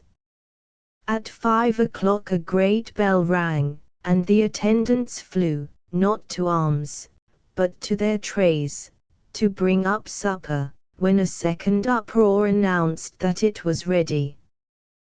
The newcomers woke at the sound, and I presently discovered that it took a very bad wound to incapacitate the defenders of the faith for the consumption of their rations. The amount that some of them sequestered was amazing, but when I suggested the probability of a famine hereafter, to the matron, that motherly lady cried out, "Bless their hearts, why shouldn't they eat? It's their only amusement, so fill every one, and, if there's not enough ready tonight, I'll lend my share to the Lord by giving it to the boys." And, whipping up her coffee pot and plate of toast, she gladdened the eyes and stomachs of 2 or 3 dissatisfied heroes, by serving them with a liberal hand, and I haven't the slightest doubt that, having cast her bread upon the waters, it came back buttered, as another large-hearted old lady was wont to say. Then came the doctor's evening visit, the administration of medicines, washing feverish faces, smoothing tumbled beds, wetting wounds, singing lullabies, and preparations for the night. By 11, the last labor of love was done, the last good night spoken, and, if any needed a reward for that day's work, they surely received it, in the silent eloquence of those long lines of faces, showing pale and peaceful in the shaded rooms, as we quitted them, followed by grateful glances that lighted us to bed, where rest, the sweetest, made our pillows soft, while night and nature took our places, filling that great house of pain with the healing miracles of sleep, and his diviner brother, death. For a night. Chapter 4. A night. Being fond of the night side of nature, I was soon promoted to the post of night nurse, with every facility for indulging in my favorite pastime of owling. My colleague, a black-eyed widow, relieved me at dawn, we two taking care of the ward. Between us, like the immortal Sari and Betsy, turn and turn about. I usually found my boys in the jolliest state of mind their condition allowed, for it was a known fact that Nurse Periwinkle objected to blue devils, and entertained a belief that he who laughed most was surest of recovery. At the beginning of my reign, dumps and dismals prevailed, the nurses looked anxious and tired, the men gloomy or sad, and a general hark from the tombs a doleful sound style of conversation seemed to be the fashion, a state of things which caused one coming from a merry, social New England town, to feel as if she had got into an exhausted receiver, and the instinct of self-preservation, to say nothing of a philanthropic desire to serve the race, caused a speedy change in Ward Number 1. More flattering than the most gracefully turned compliment, more grateful than the most admiring glance, was the sight of those rows of faces, all strange to me a little while ago, now lighting up, with smiles of welcome, as I came among them, enjoying that moment heartily, with a womanly pride in their regard, a motherly affection for them all. The evenings were spent in reading aloud, writing letters, waiting on and amusing the men, going the rounds with Dr. P, as he made his second daily survey, dressing my dozen wounds afresh, giving last doses, and making them cozy for the long hours to come, till the 9 o'clock bell rang, the gas was turned down, the day nurses went off duty, the night watch came on, and my nocturnal adventure began. My ward was now divided into 3 rooms, and, under favor of the matron, I had managed to sort out the patients in such a way that I had what I called my duty room, my pleasure room, and my pathetic room, and worked for each in a different way. 1. I visited, armed with a dressing tray, full of rollers, plasters, and pins, another, with books, flowers, games, and gossip, a third, with teapots, lullabies, consolation, and sometimes, a shroud. Wherever the sickest or most helpless man chanced to be, there I held my watch, often visiting the other rooms, to see that the general watchman of the ward did his duty by the fires and the wounds, the latter needing constant wetting. Not only on this account did I meander, but also to get fresher air than the close rooms afforded, for, owing to the stupidity of that mysterious somebody who does all the damage in the world, the windows had been carefully nailed down above, and the lower sashes could only be raised in the mildest weather, for the men lay just below. I had suggested a summary smashing of a few panes here and there, when frequent appeals to headquarters had proved unavailing, and daily orders to lazy attendants had come to nothing. No one seconded the motion, however, and the nails were far beyond my reach, for, though belonging to the sisterhood of ministering angels, I had no wings, and might as well have asked for Jacob's ladder, as a pair of steps, in that charitable chaos. One of the harmless ghosts who bore me company during the haunted hours, was Dan, the watchman, whom I regarded with a certain awe, for, though so much together, I never fairly saw his face, and, but for his legs, should never have recognized him, as we seldom met by day. These legs were remarkable, as was his whole figure, for his body was short, rotund, and done up in a big jacket, and muffler, his beard hid the lower part of his face, his hat brimmed the upper, and all I ever discovered was a pair of sleepy eyes, and a very mild voice.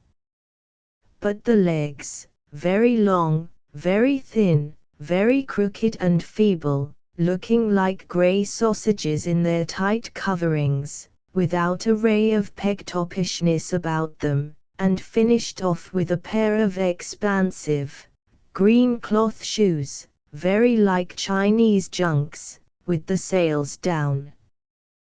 This figure, gliding noiselessly about the dimly lighted rooms, was strongly suggestive of the spirit of a beer barrel mounted on corkscrews, haunting the old hotel in search of its lost mates, emptied and staved in long ago. Another goblin who frequently appeared to me, was the attendant of the pathetic room, who, being a faithful soul, was often up to tend 2 or 3 men, weak and wandering as babies, after the fever had gone. The amiable creature beguiled the watches of the night by brewing jorums of a fearful beverage, which he called coffee, and insisted on sharing with me, coming in with a great bowl of something like mud soup, scalding hot, guiltless of cream, rich in an all-pervading flavor of molasses, scorch and tin pot. Such an amount of goodwill and neighborly kindness also went into the mess, that I never could find the heart to refuse, but always received it with thanks, sipped it with hypocritical relish while he remained, and whipped it into the slop jar the instant he departed, thereby gratifying him, securing one rousing laugh in the doziest hour of the night. And no one was the worse for the transaction but the pigs. Whether they were cut off untimely in their sins or not, I carefully abstained from inquiring. It was a strange life, asleep half the day, exploring Washington the other half, and all night hovering, like a massive cherubim, in a red rigolette, over the slumbering sons of man. I liked it, and found many things to amuse, instruct, and interest me. The snores alone were quite a study, varying from the mild sniff to the stentorian snort, which startled the echoes and hoisted the performer erect to accuse his neighbor of the deed, magnanimously forgive him, and wrapping the drapery of his couch about him, lie down to vocal slumber. After listening for a week to this band of wind instruments, I indulged in the belief that I could recognize each by the snore alone, and was tempted to join the chorus by breaking out with John Brown's favorite hymn, "Blow ye the trumpet, blow." I would have given much to have possessed the art of sketching, for many of the faces became wonderfully interesting when unconscious.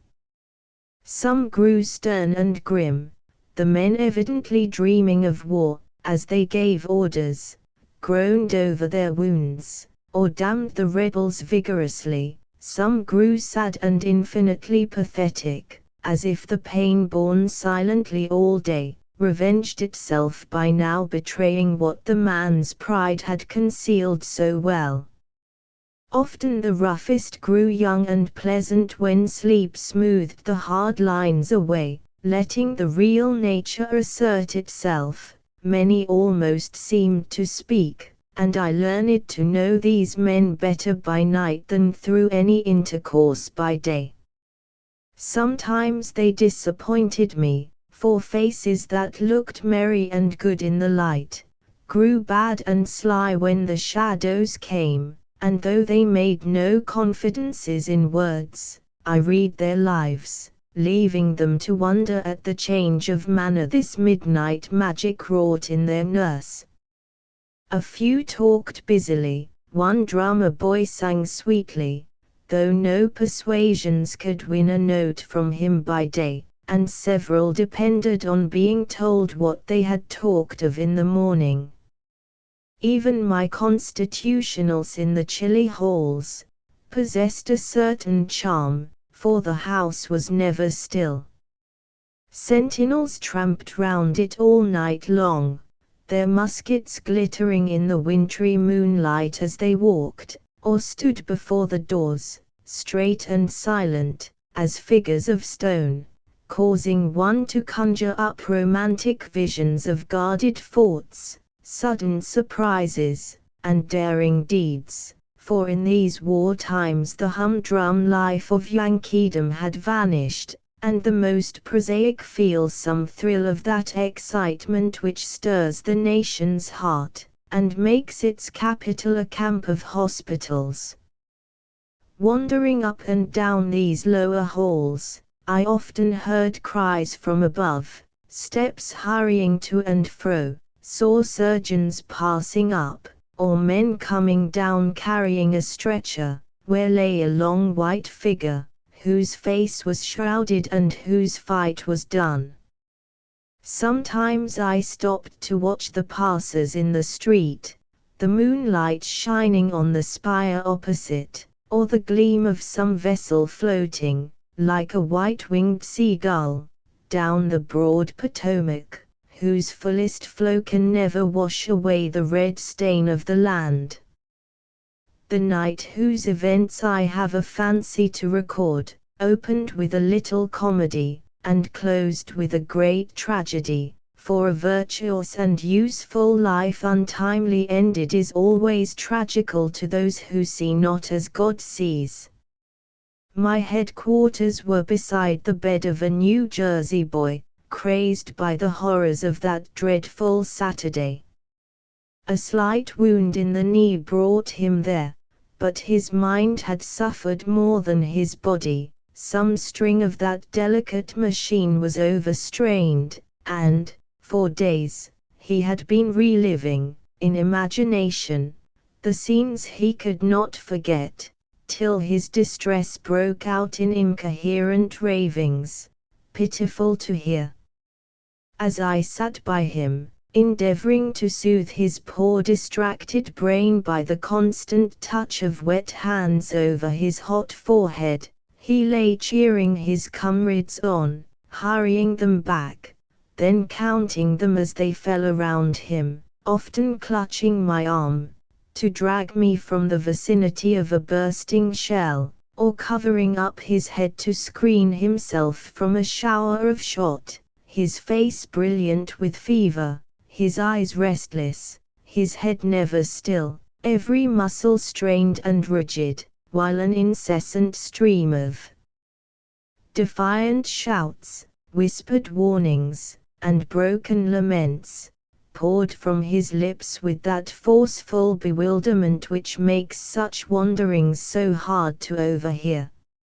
It was past 11, and my patient was slowly wearying himself into fitful intervals of quietude, when, in one of these pauses, a curious sound arrested my attention. Looking over my shoulder, I saw a one-legged phantom hopping nimbly down the room, and, going to meet it, recognized a certain Pennsylvania gentleman, whose wound fever had taken a turn for the worse, and, depriving him of the few wits a drunken campaign had left him, set him literally tripping on the light, fantastic toe toward home, as he blandly informed me, touching the military cap which formed a striking contrast to the severe simplicity of the rest of his decidedly undress uniform. When sane, the least movement produced a roar of pain or a volley of oaths, but the departure of reason seemed to have wrought an agreeable change, both in the man and his manners, for, balancing himself on one leg, like a meditative stork, he plunged into an animated discussion of the war, the president, lager beer, and Enfield rifles, regardless of any suggestions of mine as to the propriety of returning to bed, lest he be court-martialed for desertion. Anything more supremely ridiculous can hardly be imagined than this figure, scantily draped in white, its one foot covered with a big blue sock, a dingy cap set rakingly askew on its shaven head, and placid satisfaction beaming in its broad red face, as it flourished a mug in one hand, an old boot in the other, calling them canteen and knapsack, while it skipped and fluttered in the most unearthly fashion. What to do with the creature I didn't know. Dan was absent, and if I went to find him, the perambulator might festoon himself out of the window, set his toga on fire, or do some of his neighbors a mischief. The attendant of the room was sleeping like a near relative of the celebrated Seven, and nothing short of pins would rouse him, for he had been out that day, and whiskey asserted its supremacy in balmy whiffs. Still declaiming, in a fine flow of eloquence, the demented gentleman hopped on, blind and deaf to my graspings and entreaties, and I was about to slam the door in his face, and run for help, when a second and saner phantom, all in white, came to the rescue, in the likeness of a big Prussian, who spoke no English, but divined the crisis, and put an end to it, by bundling the lively Monoped into his bed, like a baby, with an authoritative command to stay put, which received added weight from being delivered in an odd conglomeration of French and German, accompanied by warning wags of a head decorated with a yellow cotton nightcap, rendered most imposing by a tassel like a bell pull. Rather exhausted by his excursion, the member from Pennsylvania subsided, and, after an irrepressible laugh together, my Prussian ally and myself were returning to our places, when the echo of a sob caused us to glance along the beds. It came from one in the corner, such a little bed, and such a tearful little face looked up at us, as we stopped beside it. The 12-years-old drummer boy was not singing now, but sobbing, with a manly effort all the while to stifle the distressful sounds that would break out. "What is it, Teddy?" I asked, as he rubbed the tears away, and checked himself in the middle of a great sob to answer plaintively, "I've got a chill, but I ain't crying for that, 'cause I'm used to it. I dreamed Kit was here, and when I waked up he wasn't, and I couldn't help it, then." The boy came in with the rest, and the man who was taken dead from the ambulance was the Kit he mourned.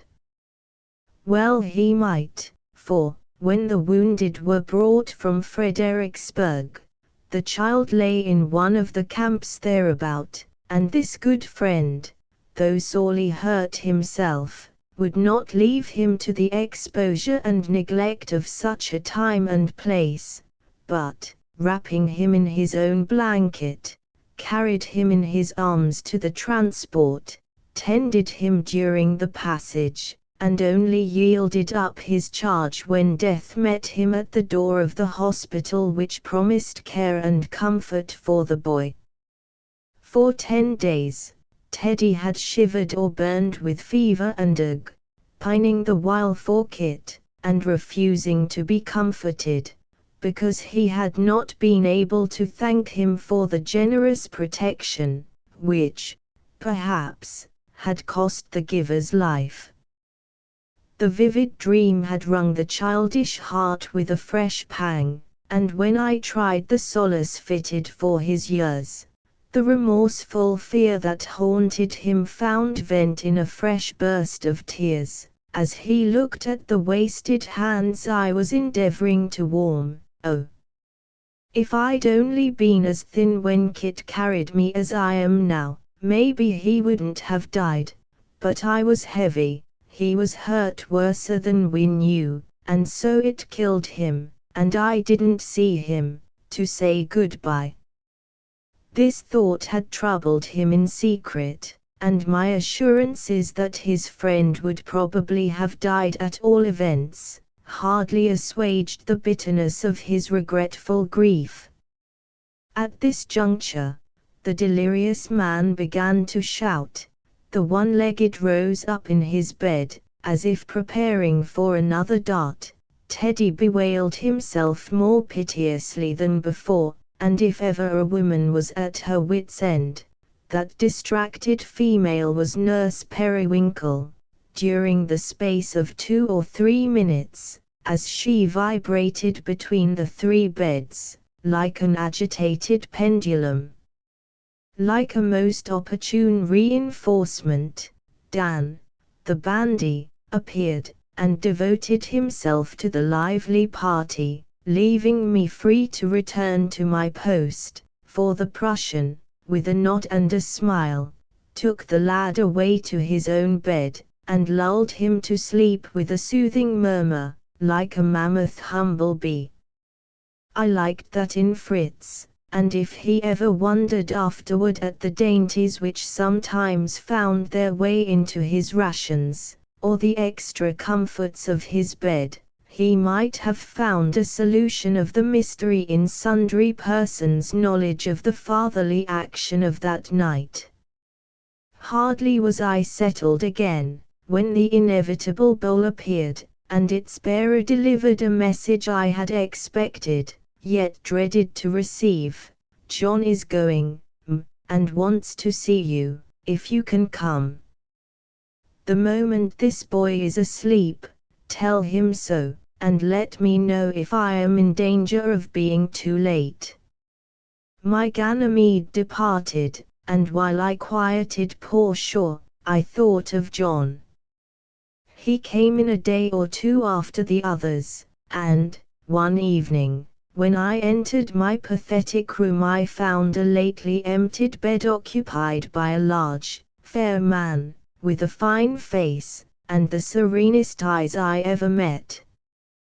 One of the earlier comers had often spoken of a friend, who had remained behind, that those apparently worse wounded than himself might reach a shelter first.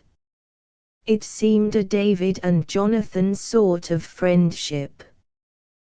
The man fretted for his mate, and was never tired of praising John, his courage, sobriety, self-denial, and unfailing kindliness of heart, always winding up with, "He's an out-and-out fine fella, you see if he ain't."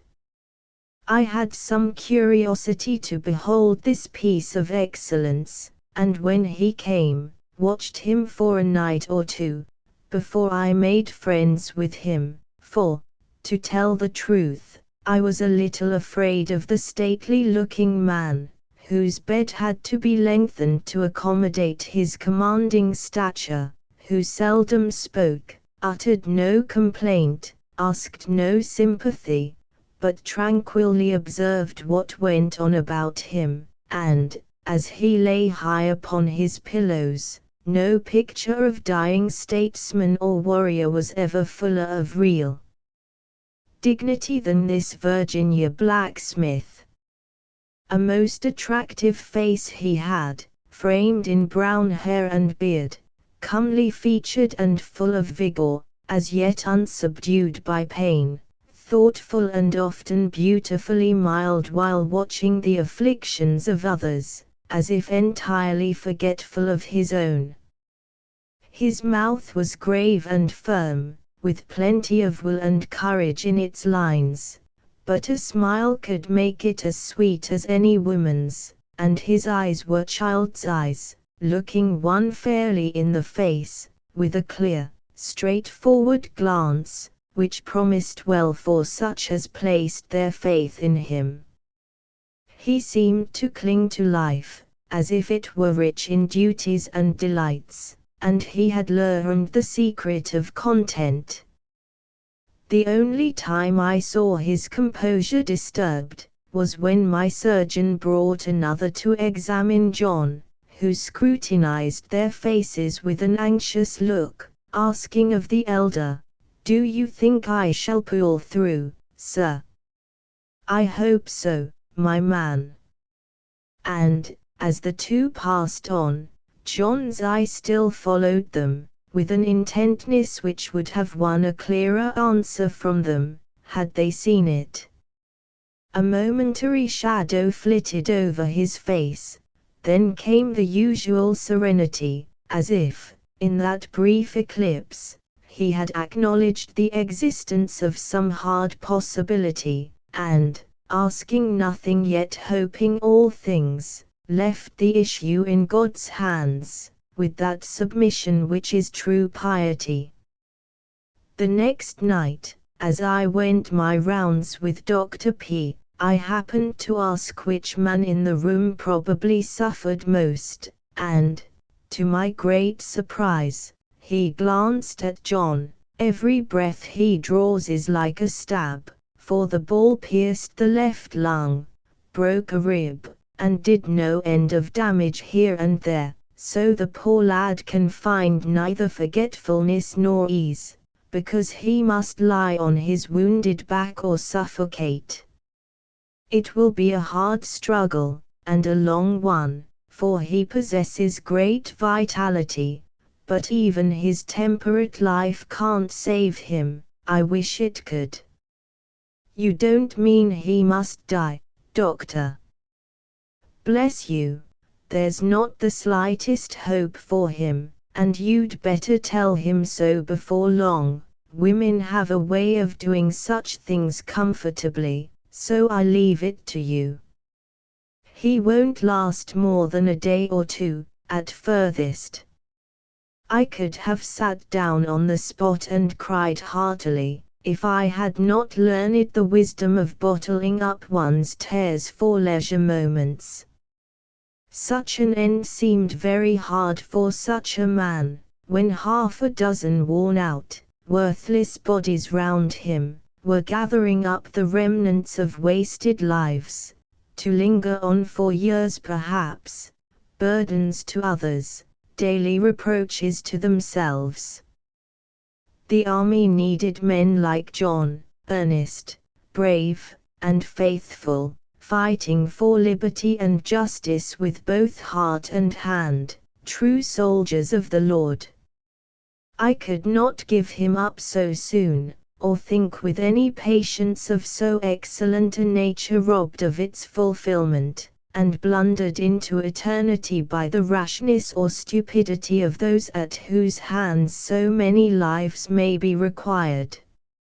It was an easy thing for Dr. P. to say, "Tell him he must die," but a cruelly hard thing to do, and by no means as comfortable as he politely suggested. I had not the heart to do it then, and privately indulged the hope that some change for the better might take place, in spite of gloomy prophecies, so rendering my task unnecessary. A few minutes later, as I came in again, with fresh rollers, I saw John sitting erect, with no one to support him, while the surgeon dressed his back. I had never hitherto seen it done, for, having simpler wounds to attend to, and knowing the fidelity of the attendant, I had left John to him, thinking it might be more agreeable and safe, for both strength and experience were needed in his case. I had forgotten that the strong man might long for the gentle tendance of a woman's hands, the sympathetic magnetism of a woman's presence, as well as the feebler souls about him.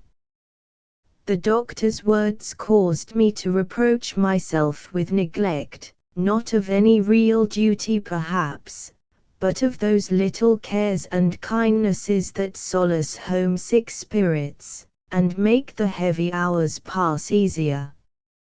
John looked lonely and forsaken just then, as he sat with bent head, hands folded on his knee, and no outward sign of suffering, till, looking nearer, I saw great tears roll down and drop upon the floor. It was a new sight there, for, though I had seen many suffer, some swore, some groaned, most endured silently, but none wept.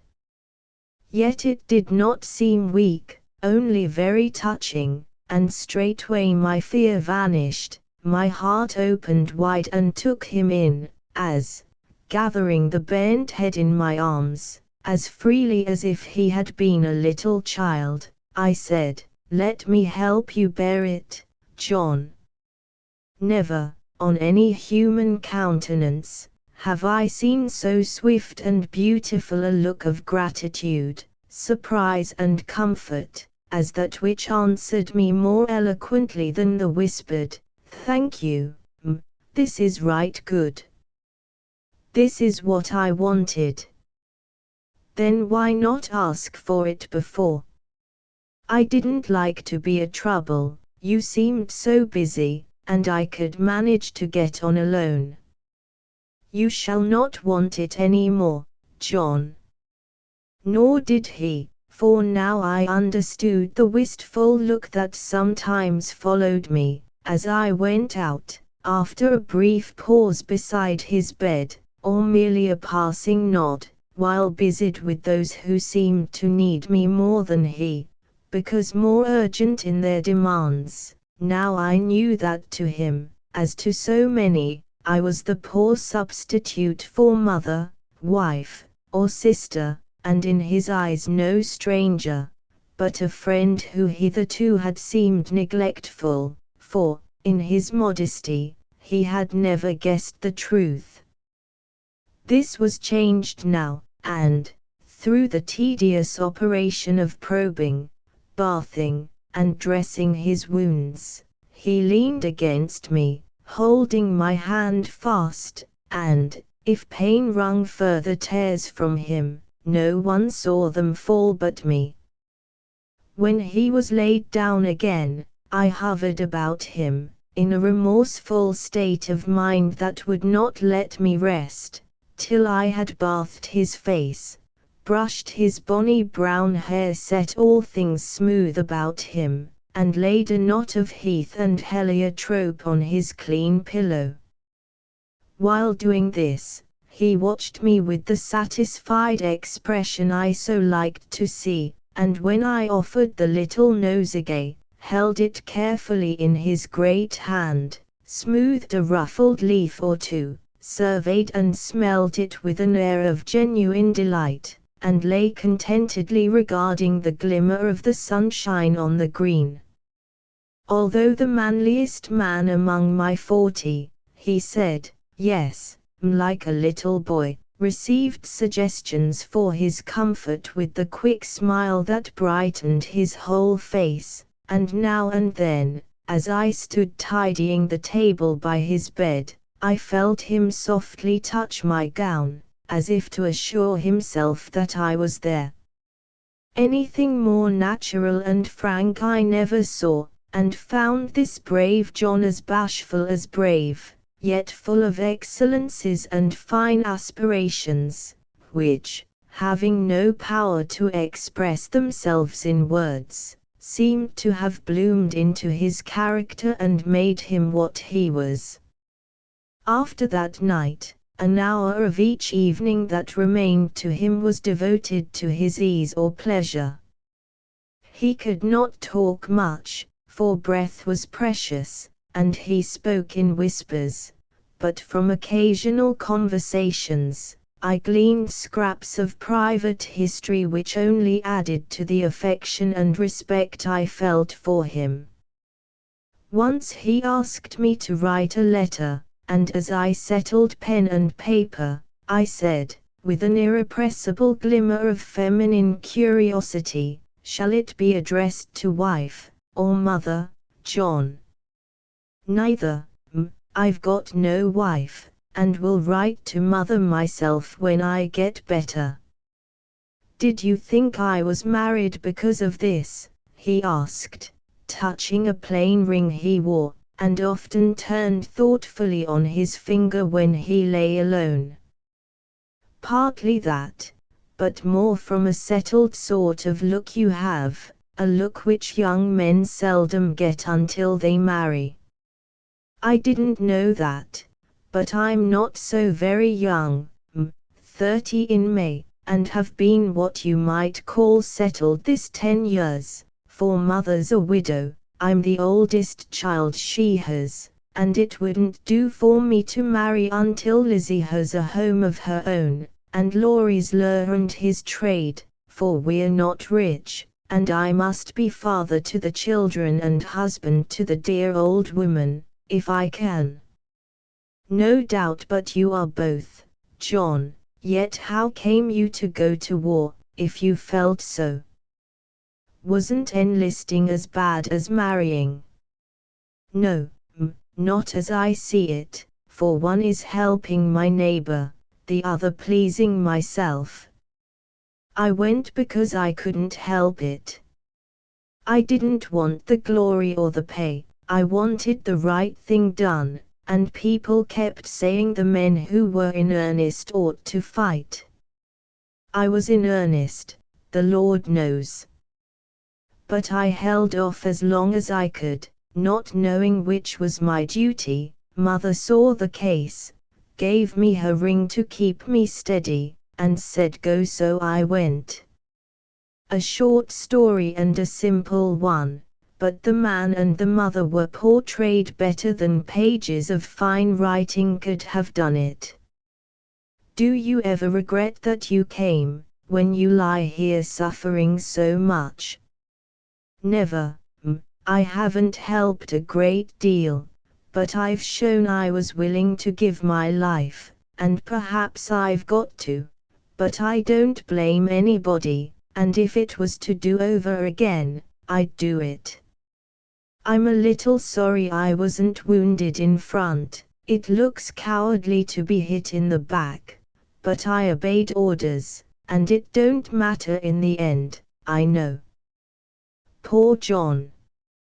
It did not matter now, except that a shot in the front might have spared the long agony in store for him. He seemed to read the thought that troubled me, as he spoke so hopefully when there was no hope, for he suddenly added, "This is my first battle, do they think it's going to be my last?" "I'm afraid they do, John." It was the hardest question I had ever been called upon to answer, doubly hard with those clear eyes fixed on mine, forcing a truthful answer by their own truth. He seemed a little startled at first, pondered over the fateful fact a moment, then shook his head, with a glance at the broad chest and muscular limbs stretched out before him. "I'm not afraid, but it's difficult to believe all at once. I'm so strong it don't seem possible for such a little wound to kill me." Mary Mercutio's dying words glanced through my memory as he spoke. "'Tis not so deep as a well, nor so wide as a church door, but 'tis enough." And John would have said the same could he have seen the ominous black holes between his shoulders. He never had, and, seeing the ghastly sights about him, could not believe his own wound more fatal than these, for all the suffering it caused him. "Shall I write to your mother, now?" I asked, thinking that these sudden tidings might change all plans and purposes, but they did not, for the man received the order of the divine commander to march with the same unquestioning obedience with which the soldier had received that of the human one, doubtless remembering that the first led him to life, and the last to death. "No, to Laurie just the same. He'll break it to her best, and I'll add a line to her myself when you get done." So I wrote the letter which he dictated, finding it better than any I had sent, for, though here and there a little ungrammatical or inelegant, each sentence came to me briefly worded, but most expressive, full of excellent counsel to the boy, tenderly bequeathing mother and Lizzie to his care, and bidding him good-bye in words the sadder for their simplicity. He added a few lines, with steady hand, and, as I sealed it, said, with a patient sort of sigh, "I hope the answer will come in time for me to see it." Then, turning away his face, laid the flowers against his lips, as if to hide some quiver of emotion at the thought of such a sudden sundering of all the dear home ties. These things had happened 2 days before. Now John was dying, and the letter had not come. I had been summoned to many deathbeds in my life, but to none that made my heart ache as it did then, since my mother called me to watch the departure of a spirit akin to this in its gentleness and patient strength. As I went in, John stretched out both hands. "I know you'd come. I guess I'm moving on, He was, and so rapidly that, even while he spoke, over his face I saw the grey veil falling that no human hand can lift. I sat down by him, wiped the drops from his forehead, stirred the air about him with the slow wave of a fan, and waited to help him die. He stood in sore need of help, and I could do so little, for, as the doctor had foretold, the strong body rebelled against death, and fought every inch of the way, forcing him to draw each breath with a spasm, and clench his hands with an imploring look, as if he asked, "How long must I endure this, and be still?" For hours he suffered dumbly, without a moment's respite, or a moment's murmuring. His limbs grew cold, his face damp, his lips white, and, again and again, he tore the covering off his breast, as if the lightest weight added to his agony, yet through it all, his eyes never lost their perfect serenity, and the man's soul seemed to sit therein, undaunted by the ills that vexed his flesh.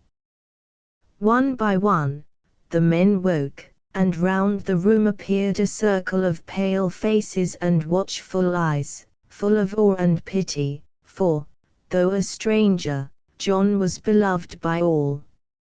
Each man there had wondered at his patience, respected his piety, admired his fortitude, and now lamented his hard death, for the influence of an upright nature had made itself deeply felt, even in one little week. Presently, the Jonathan who so loved this comely David, came creeping from his bed for a last look and word. The kind soul was full of trouble, as the choke in his voice, the grasp of his hand, betrayed, but there were no tears, and the farewell of the friends was the more touching for its brevity. "Old boy, how are you?" faltered the one. "Most through, thank heaven," whispered the other. "Can I say or do anything for you anywheres?" "Take my things home, and tell them that I did my best." "I will. I will. Goodbye, Ned." "Goodbye, John, goodbye." They kissed each other, tenderly as women, and so parted, for poor Ned could not stay to see his comrade die. For a little while, there was no sound in the room but the drip of water, from a stump or two, and John's distressful gasps, as he slowly breathed his life away. I thought him nearly gone, and had just laid down the fan, believing its help to be no longer needed, when suddenly he rose up in his bed, and cried out with a bitter cry that broke the silence, sharply startling everyone with its agonized appeal, "For God's sake, give me air!" It was the only cry pain or death had wrung from him, the only boon he had asked, and none of us could grant it, for all the airs that blew were useless now. Dan flung up the window. The first red streak of dawn was warming the grey east, a herald of the coming sun. John saw it, and with the love of light which lingers in us to the end, seemed to read in it a sign of hope of help, for, over his whole face there broke that mysterious expression, brighter than any smile, which often comes to eyes that look their last. He laid himself gently down, and, stretching out his strong right arm, as if to grasp and bring the blessed air to his lips in a fuller flow, lapsed into a merciful unconsciousness, which assured us that for him suffering was forever past.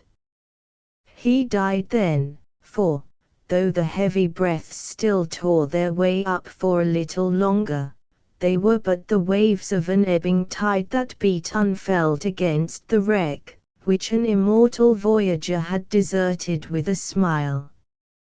He never spoke again, but to the end held my hand close, so close that when he was asleep at last, I could not draw it away. Dan helped me, warning me as he did so that it was unsafe for dead and living flesh to lie so long together, but though my hand was strangely cold and stiff, and 4 white marks remained across its back, even when warmth and color had returned elsewhere, I could not but be glad that, through its touch, the presence of human sympathy, perhaps, had lightened that hard hour. When they had made him ready for the grave, John lay in state for half an hour, a thing which seldom happened in that busy place, but a universal sentiment of reverence and affection seemed to fill the hearts of all who had known or heard of him, and when the rumor of his death went through the house, always astir, many came to see him, and I felt a tender sort of pride in my lost patient, for he looked a most heroic figure, lying there stately and still as the statue of some young knight asleep upon his tomb. The lovely expression which so often beautifies dead faces, soon replaced the marks of pain, and I longed for those who loved him best to see him when half an hour's acquaintance with death had made them friends. As we stood looking at him, the ward master handed me a letter, saying it had been forgotten the night before. It was John's letter, come just an hour too late to gladden the eyes that had longed and looked for it so eagerly, yet he had it, for, after I had cut some brown locks for his mother, and taken off the ring to send her, telling how well the talisman had done its work, I kissed this good son for her sake, and laid the letter in his hand, still folded as when I drew my own away, feeling that its place was there, and making myself happy with the thought, that, even in his solitary place in the government lot he would not be without some token of the love which makes life beautiful and outlives death. Then I left him, glad to have known so genuine a man, and carrying with me an enduring memory of the brave Virginia blacksmith, as he lay serenely waiting for the dawn of that long day which knows no night. V off duty. Chapter V off duty. My dear girl, we shall have you sick in your bed, unless you keep yourself warm and quiet for a few days. Widow Wadman can take care of the ward alone, now the men are so comfortable, and have her vacation when you are about again. Now do be prudent in time, and don't let me have to add a periwinkle to my bouquet of patients."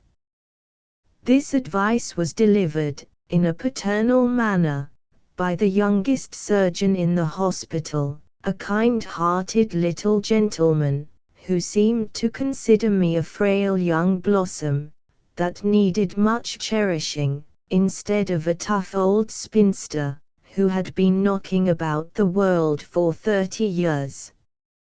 At the time I write of, he discovered me sitting on the stairs, with a nice cloud of unwholesome steam rising from the washroom, a party of January breezes disporting themselves in the halls, and perfumes, by no means from Araby the Blessed keeping them company, while I enjoyed a fit of coughing, which caused my head to spin in a way that made the application of a cool banister both necessary and agreeable, as I waited for the frolicsome wind to restore the breath I'd lost, cheering myself, meantime, with a secret conviction that pneumonia was waiting for me round the corner.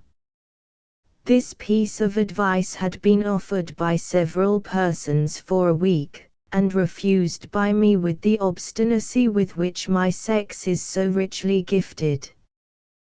But the last few hours had developed several surprising internal and external phenomena, which impressed upon me the fact that if I didn't make a masterly retreat very soon, I should tumble down somewhere, and have to be borne ignominiously from the field. My head felt like a cannon ball, my feet had a tendency to cleave to the floor, the walls at times undulated in a most disagreeable manner, people looked unnaturally big, and the very bottles on the mantel shelf appeared to dance derisively before my eyes. Taking these things into consideration, while blinking stupidly at Dr. Z, I resolved to retire gracefully, if I must, so, with a valedictory to my boys, a private lecture to Mrs. Wadman, and a fervent wish that I could take off my body and work in my soul, I mournfully ascended to my apartment, and Nurse P was reported off duty. For the benefit of any ardent damsel whose patriotic fancy may have surrounded hospital life with a halo of charms, I will briefly describe the bower to which I retired, in a somewhat ruinous condition. It was well ventilated, for 5 panes of glass had suffered compound fractures, which all the surgeons and nurses had failed to heal. The 2 windows were draped with sheets, the church hospital opposite being a brick and mortar Argus, and the female mind cherishing a prejudice in favor of retiracy during the night-capped periods of existence. A bare floor supported 2 narrow iron beds, spread with thin mattresses like plasters, furnished with pillows in the last stages of consumption. In a fireplace, guiltless of shovel, tongs, andirons, or grate, burned a log, inch by inch, being too long to go on all at once, so, while the fire blazed away at one end, I did the same at the other, as I tripped over it a dozen times a day, and flew up to poke it a dozen times at night. A mirror, let us be elegant, of the dimensions of a muffin, and about as reflective, hung over a tin basin, blue pitcher, and a brace of yellow mugs. 2 invalid tables, ditto chairs, wandered here and there, and the closet contained a varied collection of bonnets, bottles, bags, boots, bread and butter, boxes and bugs.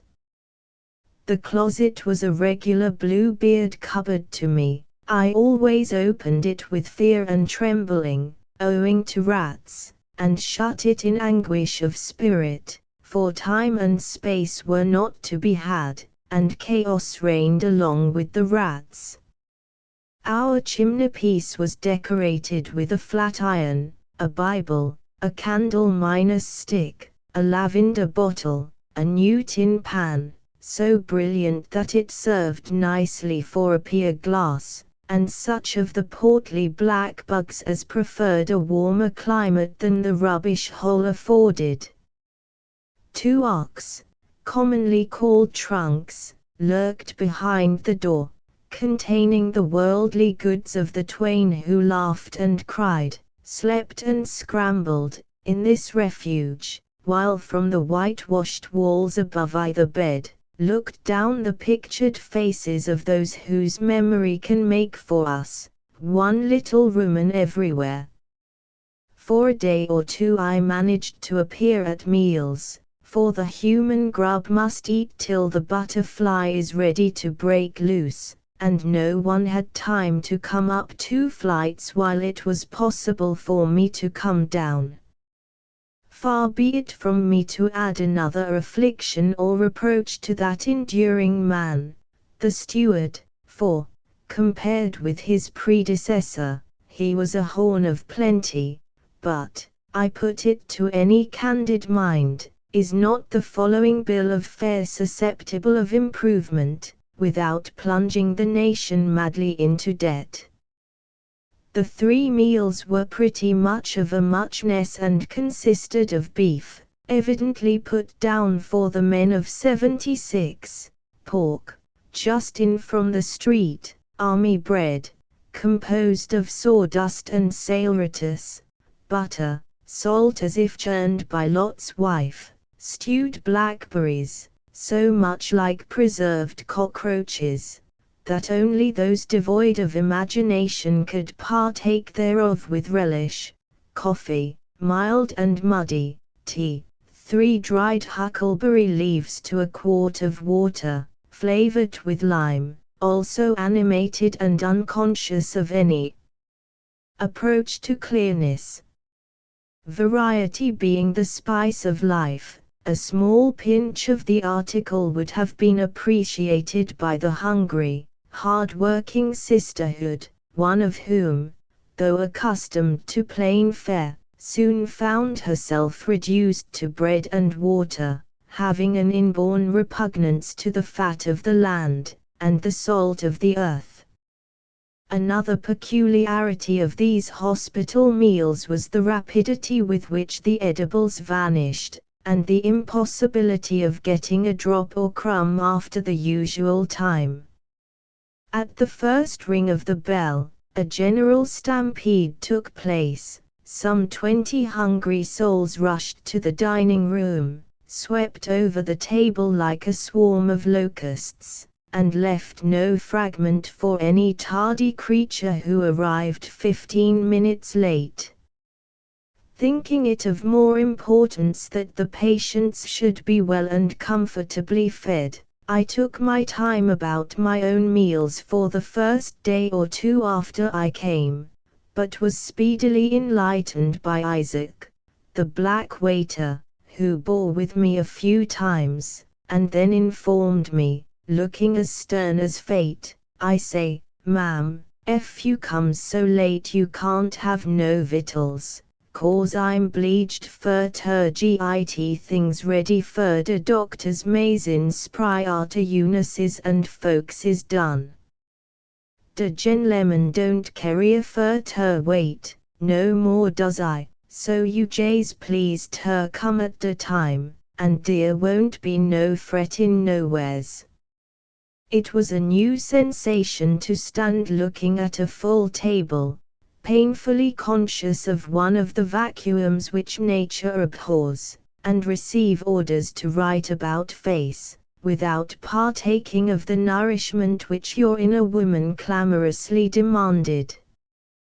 The doctors always fared better than we, and for a moment a desperate impulse prompted me to give them a hint, by walking off with the mutton, or confiscating the pie.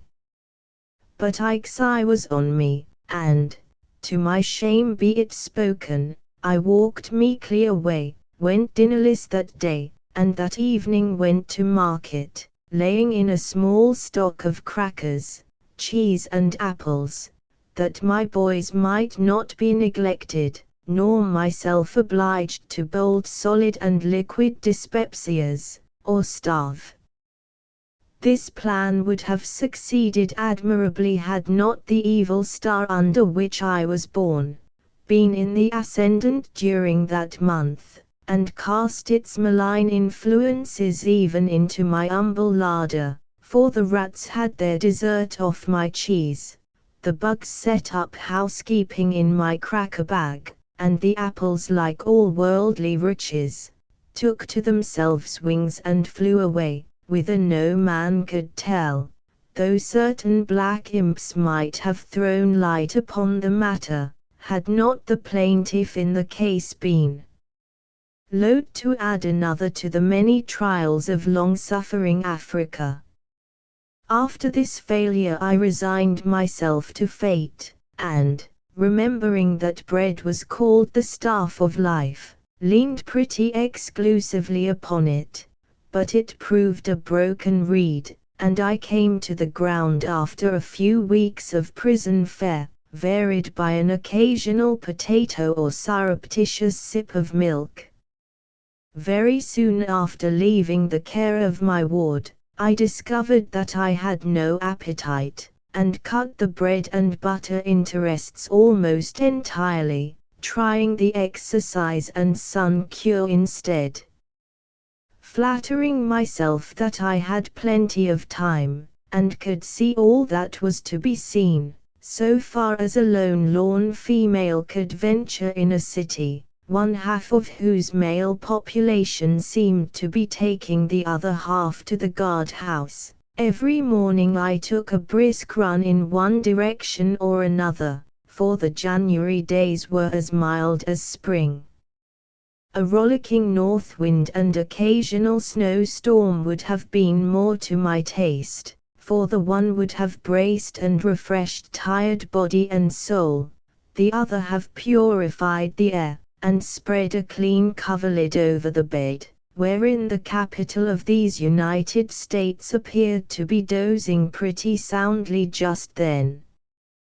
One of these trips was to the Armory Hospital, the neatness, comfort, and convenience of which makes it an honor to its presiding genius, and arouses all the covetous propensities of such nurses as came from other hospitals to visit it.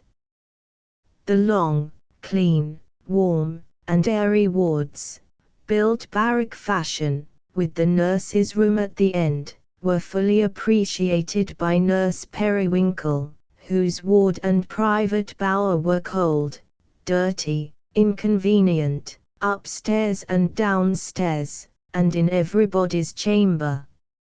At the Armory, in Ward K, I found a cheery, bright-eyed, white-aproned little lady, reading at her post near the stove, matting under her feet, a draught of fresh air flowing in above her head, a table full of trays, glasses, and such matters, on one side, a large, well-stocked medicine chest on the other, and all her duty seemed to be going about now and then to give doses, issue orders, which well-trained attendants executed, and pet, advise, or comfort Tom, Dick, or Harry, as she found best. As I watched the proceedings, I recalled my own tribulations, and contrasted the two hospitals in a way that would have caused my summary dismissal, could it have been reported at headquarters. Here, order, method, common sense and liberality reigned and ruled, in a style that did one's heart good to see. At the Hurlyburly Hotel, disorder, discomfort, bad management, and no visible head, reduced things to a condition which I despair of describing. The circumlocution fashion prevailed, forms and fusses tormented our souls, and unnecessary strictness in one place was counterbalanced by unpardonable laxity in another. Here is a sample. I am dressing Sam Damas' shoulder, and, having cleansed the wound, look about for some strips of adhesive plaster to hold on the little square of wet linen which is to cover the gunshot wound. The case is not in the tray. Frank, the sleepy, half-sick attendant, knows nothing of it. We rummage high and low. Sam is tired, and fumes. Frank dawdles and yawns. The men advise and laugh at the flurry. I feel like a boiling tea kettle, with the lid ready to fly off and damage. Somebody, go and borrow some from the next ward, and spend the rest of the day in finding hours, I finally command. A pause. Then Frank scuffles back with the message, Miss Peppercorn ain't got none, and says you ain't no business to lose your own duds and go borrowin' other folks's. I say nothing, for fear of saying too much, but fly to the surgery. Mr. Todipestle informs me that I can't have anything without an order from the surgeon of my ward. Great heavens! Where is he? And away I rush, up and down, here and there, till at last I find him, in a state of bliss over a complicated amputation, in the 4th story. I make my demand, he answers, in 5 minutes and works away, with his head upside down, as he ties an artery, saws a bone, or does a little needlework, with a visible relish and very sanguinary pair of hands. The 5 minutes grow to 15, and Frank appears, with the remark that, Dammer wants to know what in thunder you are keeping him there with his finger on a wet rag for. Dr. P tears himself away long enough to scribble the order, with which I plunge downward to the surgery again, find the door locked, and, while hammering away on it, am told that 2 friends are waiting to see me in the hall. The matron being away, her parlor is locked, and there is nowhere to see my guests but in my own room, and no time to enjoy them till the plaster is found. I settle this matter, and circulate through the house to find Todipestle, who has no right to leave the surgery till night. He is discovered in the dead house, smoking a cigar, and very much the worse for his researches among the spirituous preparations that fill the surgery shelves. He is inclined to be gallant, and puts the finishing blow to the fire of my wrath, for the tea kettle lid flies off, and driving him before me to his post, I fling down the order, take what I choose, and, leaving the absurd incapable kissing his hand to me, depart, feeling as Grandma Wriglesty is reported to have done, when she vainly sought for chips, in Bimlek Jackwood's shiftless pastor. I find Dammer a well-acted charade of his own name, and, just as I get him done, struggling the while with a burning desire to clap an adhesive strip across his mouth, full of heaven-defying oaths, Frank takes up his boot to put it on, and exclaims, I'm blessed if here ain't that case now. I recollect seeing it pitch in this morning, but forgot all about it, till my heel went smash into it. Here, catch hold on it, and give the boys a sheet on tea all round, 'gainst it tumbles into t'other boot next time you'll want it. If a look could annihilate, Francis' saucebox would have ceased to exist, but it couldn't, therefore, he yet lives, to aggravate some unhappy woman's soul, and wax fat in some equally congenial situation. Now, while I'm freeing my mind, I should like to enter my protest against employing convalescents as attendants, instead of strong, properly trained, and cheerful men.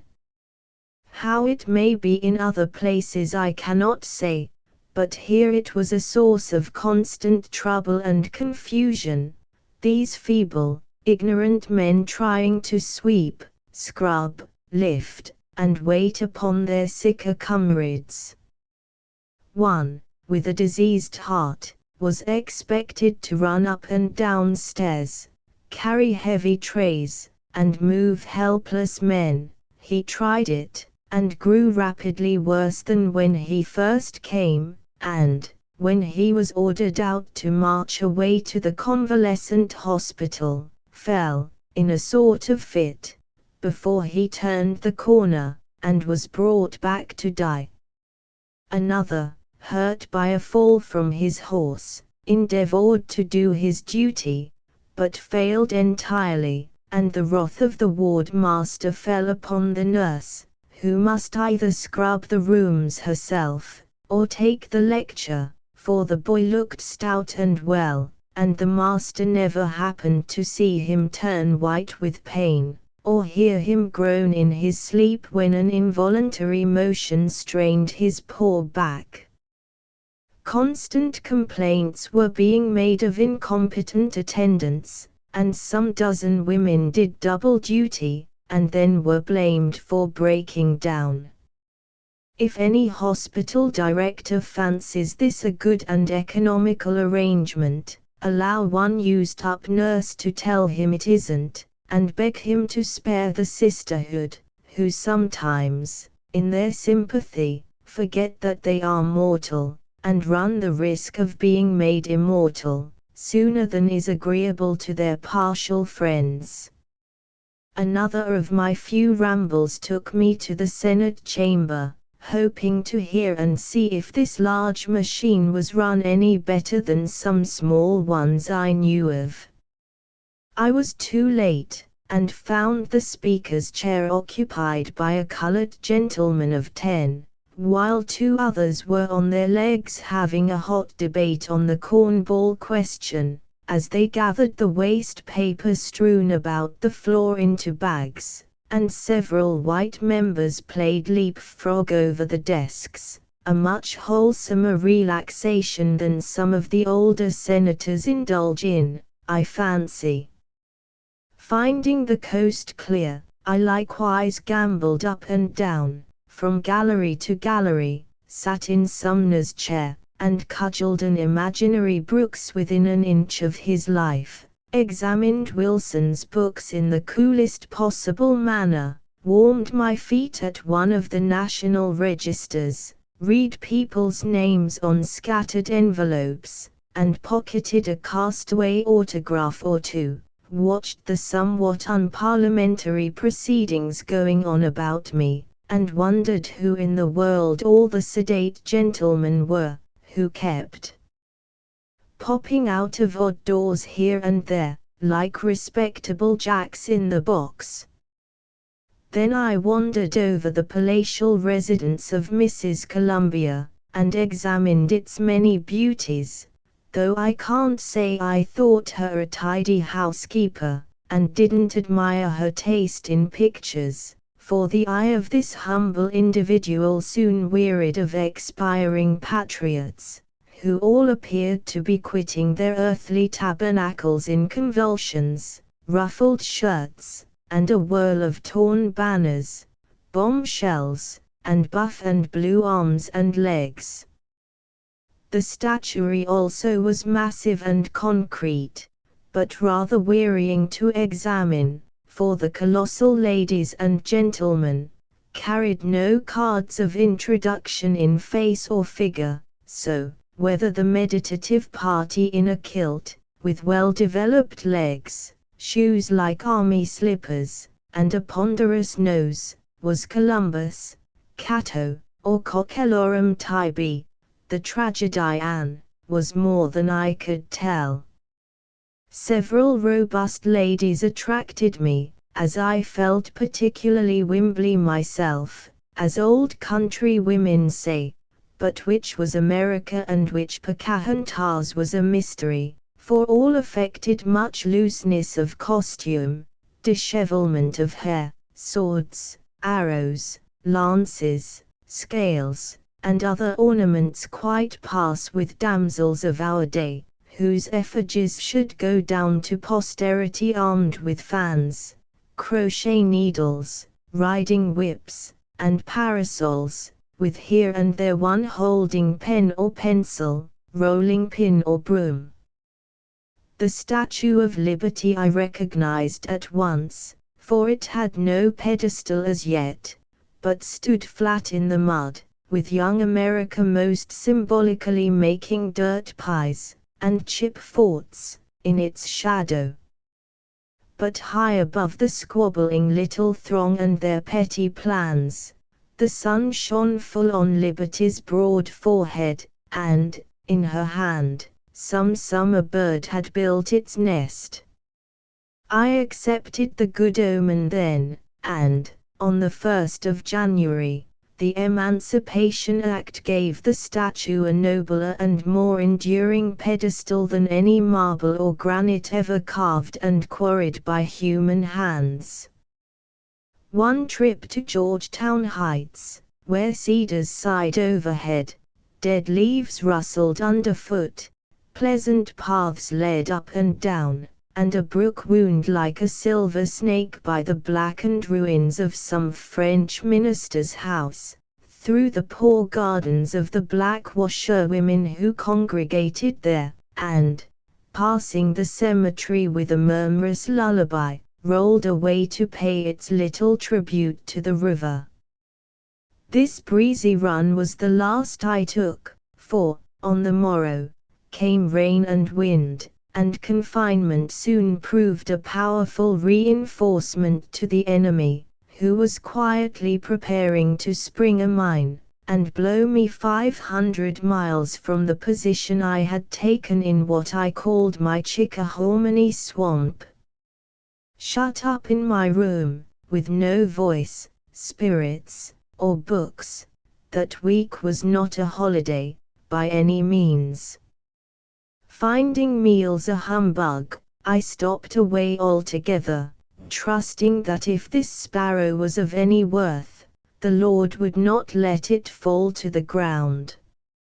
Like a flock of friendly ravens, my sister nurses fed me, not only with food for the body, but kind words for the mind, and soon, from being half-starved, I found myself so betea'd and betoasted, petted and served, that I was quite in the lap of luxury in spite of cough, headache, a painful consciousness of my pleura, and a realizing sense of bones in the human frame.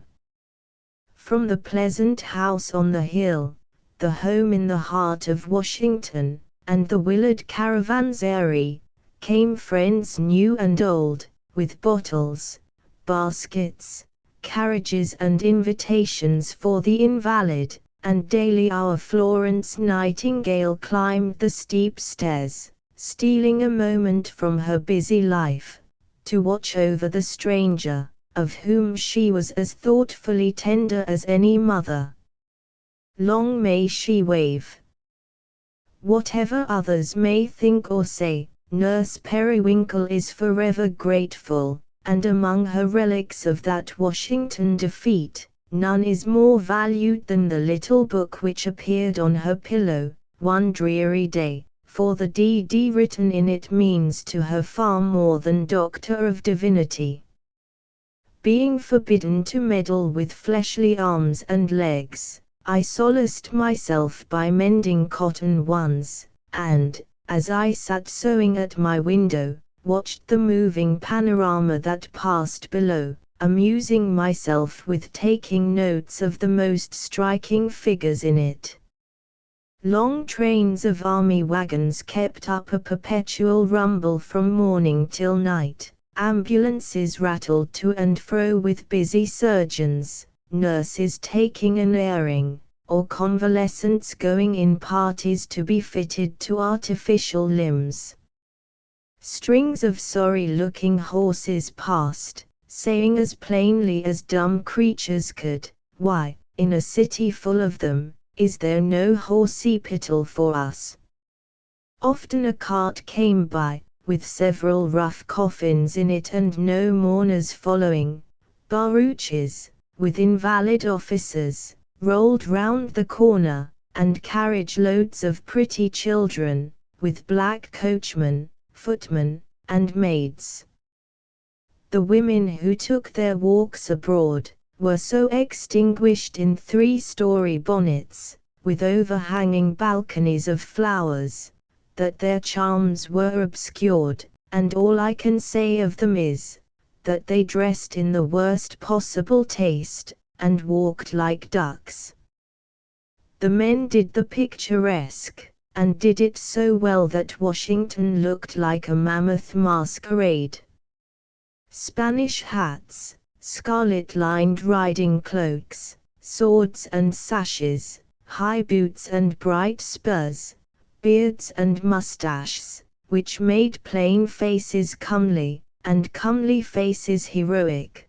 These vanities of the flesh transformed our butchers, bakers, and candlestick makers into gallant riders of gaily caparisoned horses, much handsomer than themselves, and dozens of such figures were constantly prancing by, with private prickings of spurs, for the benefit of the perambulating flower-bed.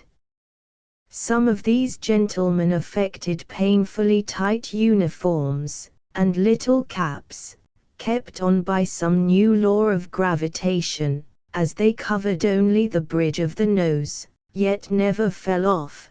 The men looked like stuffed fowls, and rode as if the safety of the nation depended on their speed alone. The fattest, greyest officers dressed most, and ambled statelily along, with orderlies behind, trying to look as if they didn't know the stout party in front, and doing much caracoling on their own account. The mules were my especial delight, and an hour's study of a constant succession of them introduced me to many of their characteristics, for 6 of these odd little beasts drew each army wagon, and went hopping like frogs through the stream of mud that gently rolled along the street. The coquettish mule had small feet, a nicely trimmed tassel of a tail, perked up ears, and seemed much given to little tosses of the head, affected skips and prances, and, if he wore the bells, or were bedizened with a bit of finery, put on as many airs as any belle. The moral mule was a stout, hard-working creature, always tugging with all his might, often pulling away after the rest had stopped, laboring under the conscientious delusion that food for the entire army depended upon his private exertions. I respected this style of mule, and, had I possessed a juicy cabbage, would have pressed it upon him, with thanks for his excellent example.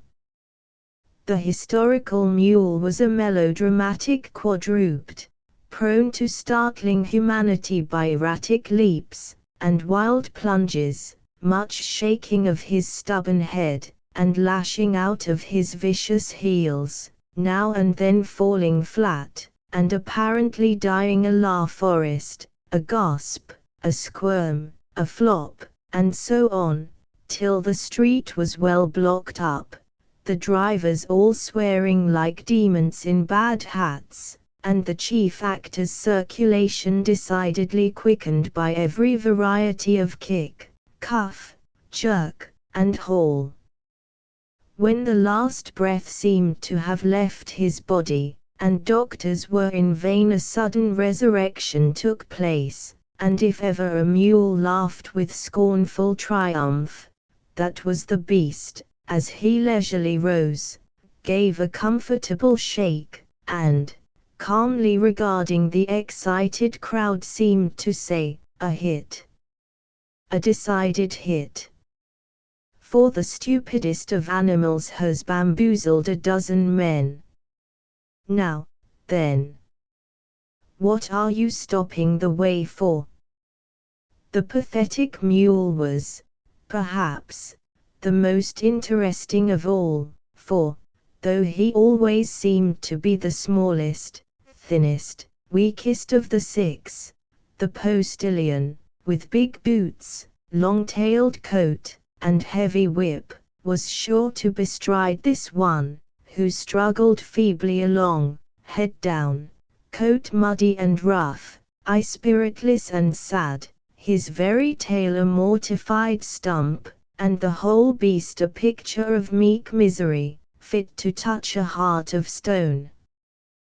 The jovial mule was a roly-poly, happy-go-lucky little piece of horse flesh, taking everything easily, from cudgeling to caressing, strolling along with a roguish twinkle of the eye, and, if the thing were possible, would have had his hands in his pockets, and whistled as he went. If there ever chanced to be an apple core, a stray turnip, or wisp of hay, in the gutter, this Mark Tapley was sure to find it, and none of his mates seemed to begrudge him his bite. I suspected this fellow was the peacemaker, confidant and friend of all the others, for he had a sort of cheer-up old boy I'll pull you through look, which was exceedingly engaging. Pigs also possessed attractions for me, never having had an opportunity of observing their graces of mind and manner, till I came to Washington, whose porcine citizens appeared to enjoy a larger liberty than many of its human ones. Stout, sedate-looking pigs, hurried by each morning to their places of business, with a preoccupied air, and sonorous greeting to their friends. Genteel pigs, with an extra curl to their tails, promenaded in pairs, lunching here and there, like gentlemen of leisure. Rowdy pigs pushed the passers-by off the sidewalk, tipsy pigs hiccoughed their version of "we won't go home till morning" from the gutter, and delicate young pigs tripped daintily through the mud, as if, like Mrs. Peerybingle, they plumed themselves upon their ankles, and kept themselves particularly neat in point of stockings. Maternal pigs, with their interesting families, strolled by in the sun, and often the pink, baby-like squealers lay down for a nap, with a trust in Providence worthy of human imitation. But more interesting than officers, ladies, mules, or pigs, were my colored brothers and sisters, because so unlike the respectable members of society I'd known in moral Boston. Here was the genuine article. No, not the genuine article at all, we must go to Africa for that, but the sort of creatures generations of slavery have made them, obsequious, trickish, lazy and ignorant, yet kind-hearted, merry-tempered, quick to feel and accept the least token of the brotherly love which is slowly teaching the white hand to grasp the black, in this great struggle for the liberty of both the races.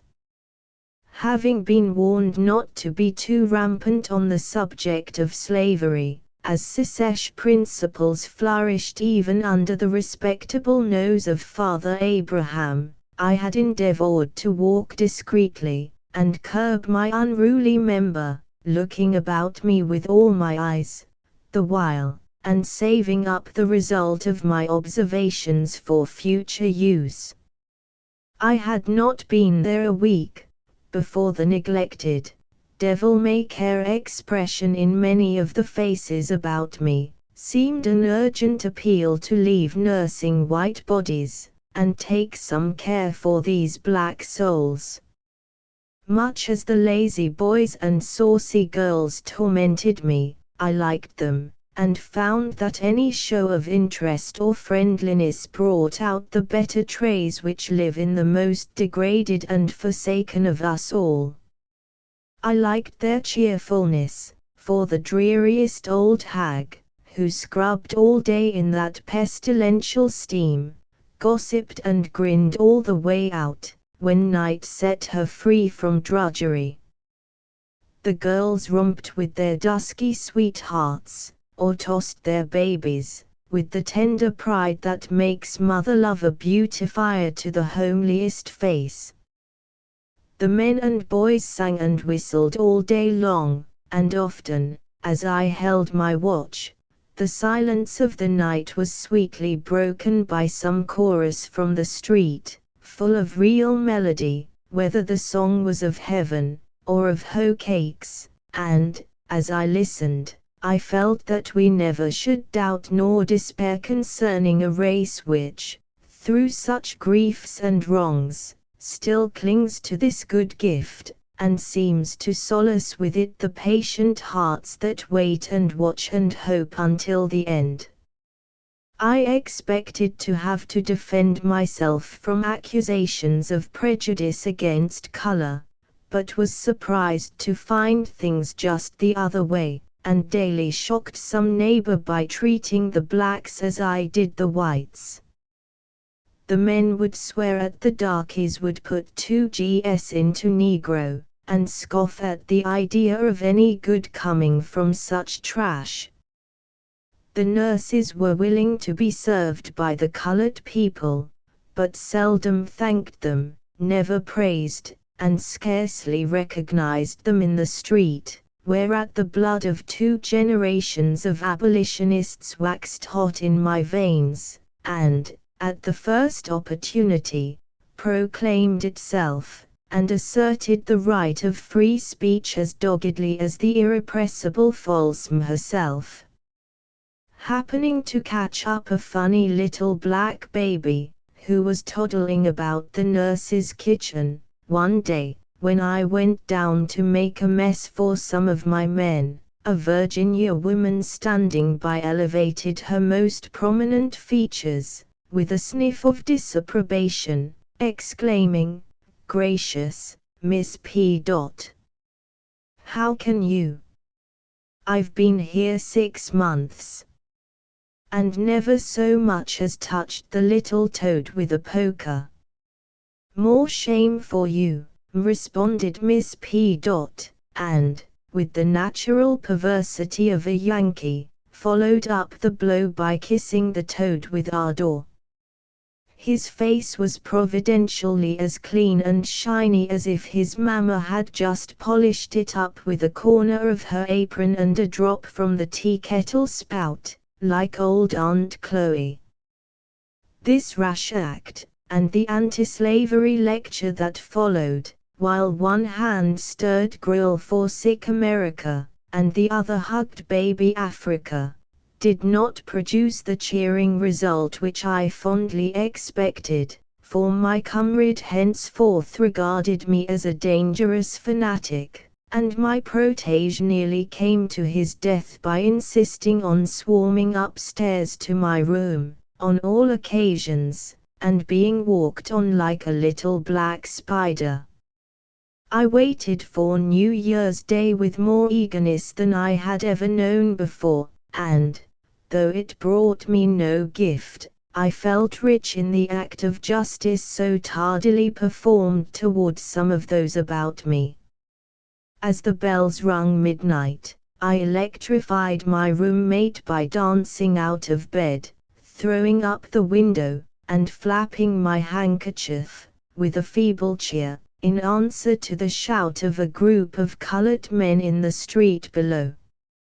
All night they tooted and tramped, fired crackers, sung glory, hallelujah, and took comfort, poor souls, in their own way. The sky was clear, the moon shone benignly, a mild wind blew across the river, and all good omens seemed to usher in the dawn of the day whose noontide cannot now be long in coming. If the colored people had taken hands and danced around the White House, with a few cheers for the much-abused gentleman who has immortalized himself by one just act, no president could have had a finer V, or one to be prouder of. While these sights and sounds were going on without, curious scenes were passing within, and I was learning that one of the best methods of fitting oneself to be a nurse in a hospital is to be a patient there, for then only can one wholly realize what the men suffer and sigh for, how acts of kindness touch and win, how much or little we are to those about us, and for the first time really see that in coming there we have taken our lives in our hands, and may have to pay dearly for a brief experience. Everyone was very kind. The attendants of my ward often came up to report progress, to fill my wood box, or bring messages and presents from my boys. The nurses took many steps with those tired feet of theirs, and several came each evening, to chat over my fire and make things cozy for the night. The doctors paid daily visits, tapped at my lungs to see if pneumonia was within, left doses without names, and went away, leaving me as ignorant, and much more uncomfortable than when they came. Hours began to get confused, people looked odd, queer faces haunted the room, and the nights were one long fight with weariness and pain.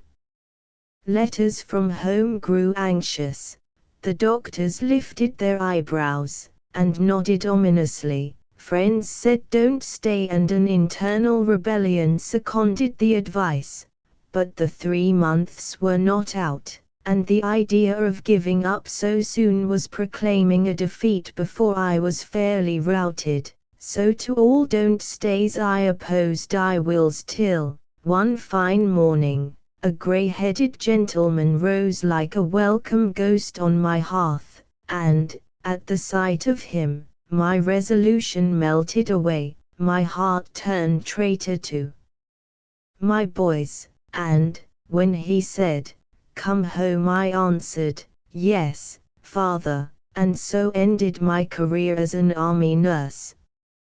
I never shall regret the going, though a sharp tussle with typhoid, $10, and a wig, are all the visible results of the experiment, for one may live and learn much in a month. A good fit of illness proves the value of health. Real danger tries one's mettle, and self-sacrifice sweetens character. Let no one who sincerely desires to help the work on in this way, delay going through any fear, for the worth of life lies in the experiences that fill it, and this is one which cannot be forgotten. All that is best and bravest in the hearts of men and women comes out in scenes like these, and, though a hospital is a rough school, its lessons are both stern and salutary, and the humblest of pupils there, in proportion to his faithfulness, learns a deeper faith in God and in himself.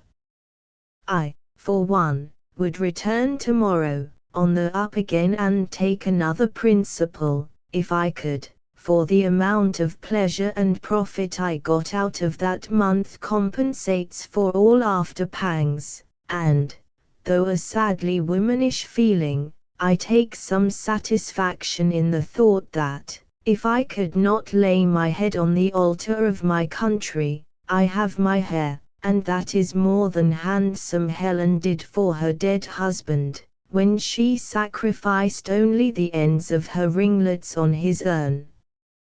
Therefore, I close this little chapter of hospital experiences with the regret that they were no better worth recording, and add the poetical gem with which I console myself for the untimely demise of Nurse Periwinkle. Lay her in a little pit, with a marble stone to cover it, and carve thereon a grill spoon, to show Anus has died too soon. 6 Off Duty. Chapter 6. A Postscript. My dear S. As inquiries like your own have come to me from various friendly readers of the sketches, I will answer them en masse, and in printed form, as a sort of postscript to what has gone before. One of these questions was, are there no services by hospital deathbeds, or on Sundays?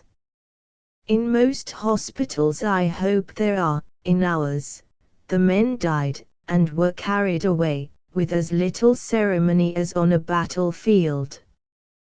The first event of this kind which I witnessed was so very brief, and bare of anything like reverence, sorrow, or pious consolation, that I heartily agreed with the bluntly expressed opinion of a Maine man lying next his comrade, who died with no visible help near him, but a compassionate woman and a tender-hearted Irishman, who dropped upon his knees, and told his beads, with Catholic fervor, for the good of his Protestant brother's parting soul, if, after getting all the hard knocks, we are left to die this way, with nothing but a Paddy's prayers to help us, I guess Christians are rather scarce round Washington.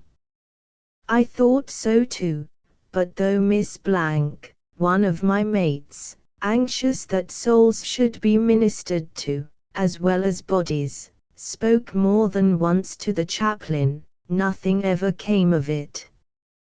Unlike another shepherd, whose earnest piety weekly purified the Senate chamber, this man did not feed as well as fold his flock, nor make himself a human symbol of the divine Samaritan, who never passes by on the other side. I have since learned that our non-committal chaplain had been a professor, in some southern college, and, though he maintained that he had no secesh proclivities, I can testify that he seceded from his ministerial duties, I may say, skedaddled, for, being one of his own words, it is as appropriate as inelegant. He read Emerson, quoted Carlyle, and tried to be a chaplain, but judging from his success, I am afraid he still hankered after the hominy pots of rebeldom. Occasionally, on a Sunday afternoon, such of the nurses, officers, attendants, and patients as could avail themselves of it, were gathered in the ballroom, for an hour's service, of which the singing was the better part. To me it seemed that if ever strong, wise, and loving words were needed, it was then. If ever mortal man had living texts before his eyes to illustrate and illuminate his thought, it was there, and if ever hearts were prompted to devoutest self-abnegation, it was in the work which brought us to anything but a chapel of ease. But some spiritual paralysis seemed to have befallen our pastor, for, though many faces turned toward him, full of the dumb hunger that often comes to men when suffering or danger brings them nearer to the heart of things, they were offered the chaff of divinity, and its wheat was left for less needy gleaners, who knew where to look. Even the fine old Bible stories, which may be made as lifelike as any history of our day, by a vivid fancy and pictorial diction, were robbed of all their charms by dry explanations and literal applications, instead of being useful and pleasant lessons to those men, whom weakness had rendered as docile as children in a father's hands. I watched the listless countenances all about me, while a mild Daniel was moralizing in a den of utterly uninteresting lions, while Shadrach, Meshach, and Abednego were leisurely passing through the fiery furnace, where, I sadly feared, some of us sincerely wished they had remained as permanences, while the Temple of Solomon was laboriously erected, with minute descriptions of the process, and any quantity of bells and pomegranates on the armament of the priests.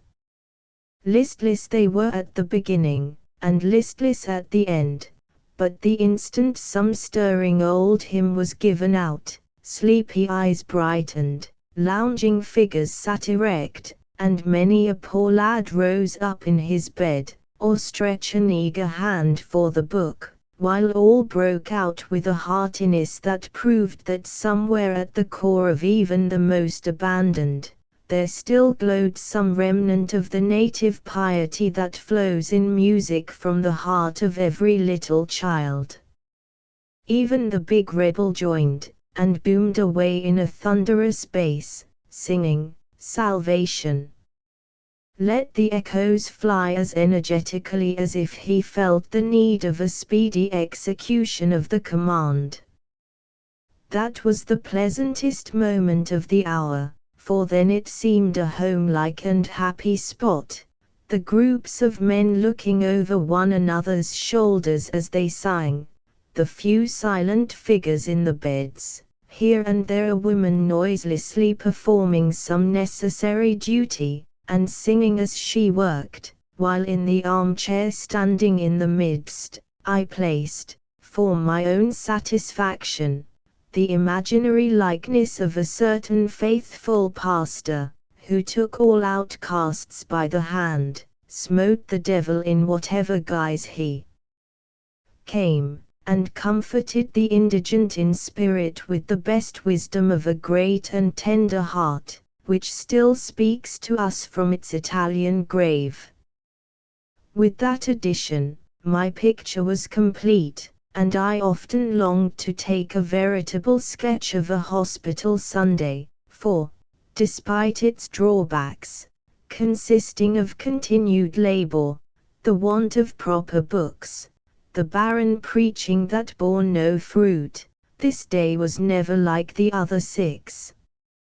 True to their home training, our New England boys did their best to make it what it should be.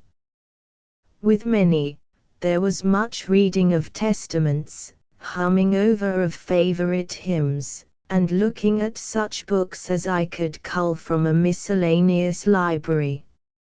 Some lay idle, slept, or gossiped, yet, when I came to them for a quiet evening chat, they often talked freely and well of themselves, would blunder out some timid hope that their troubles might do em good, and keep em steady, would choke a little, as they said good night, and turned their faces to the wall to think of mother, wife, or home, these human ties seeming to be the most vital religion which they yet knew. I observed that some of them did not wear their caps on this day, though at other times they clung to them like Quakers, wearing them in bed, putting them on to read the paper, eat an apple, or write a letter, as if, like a new sort of Samson, their strength lay, not in their hair, but in their hats. Many read no novels, swore less, were more silent, orderly, and cheerful, as if the Lord were an invisible ward master, who went his rounds but once a week, and must find all things at their best. I liked all this in the poor, rough boys, and could have found it in my heart to put down sponge and teapot, and preach a little sermon then and there, while homesickness and pain had made these natures soft, that some good seed might be cast therein, to blossom and bear fruit here or hereafter.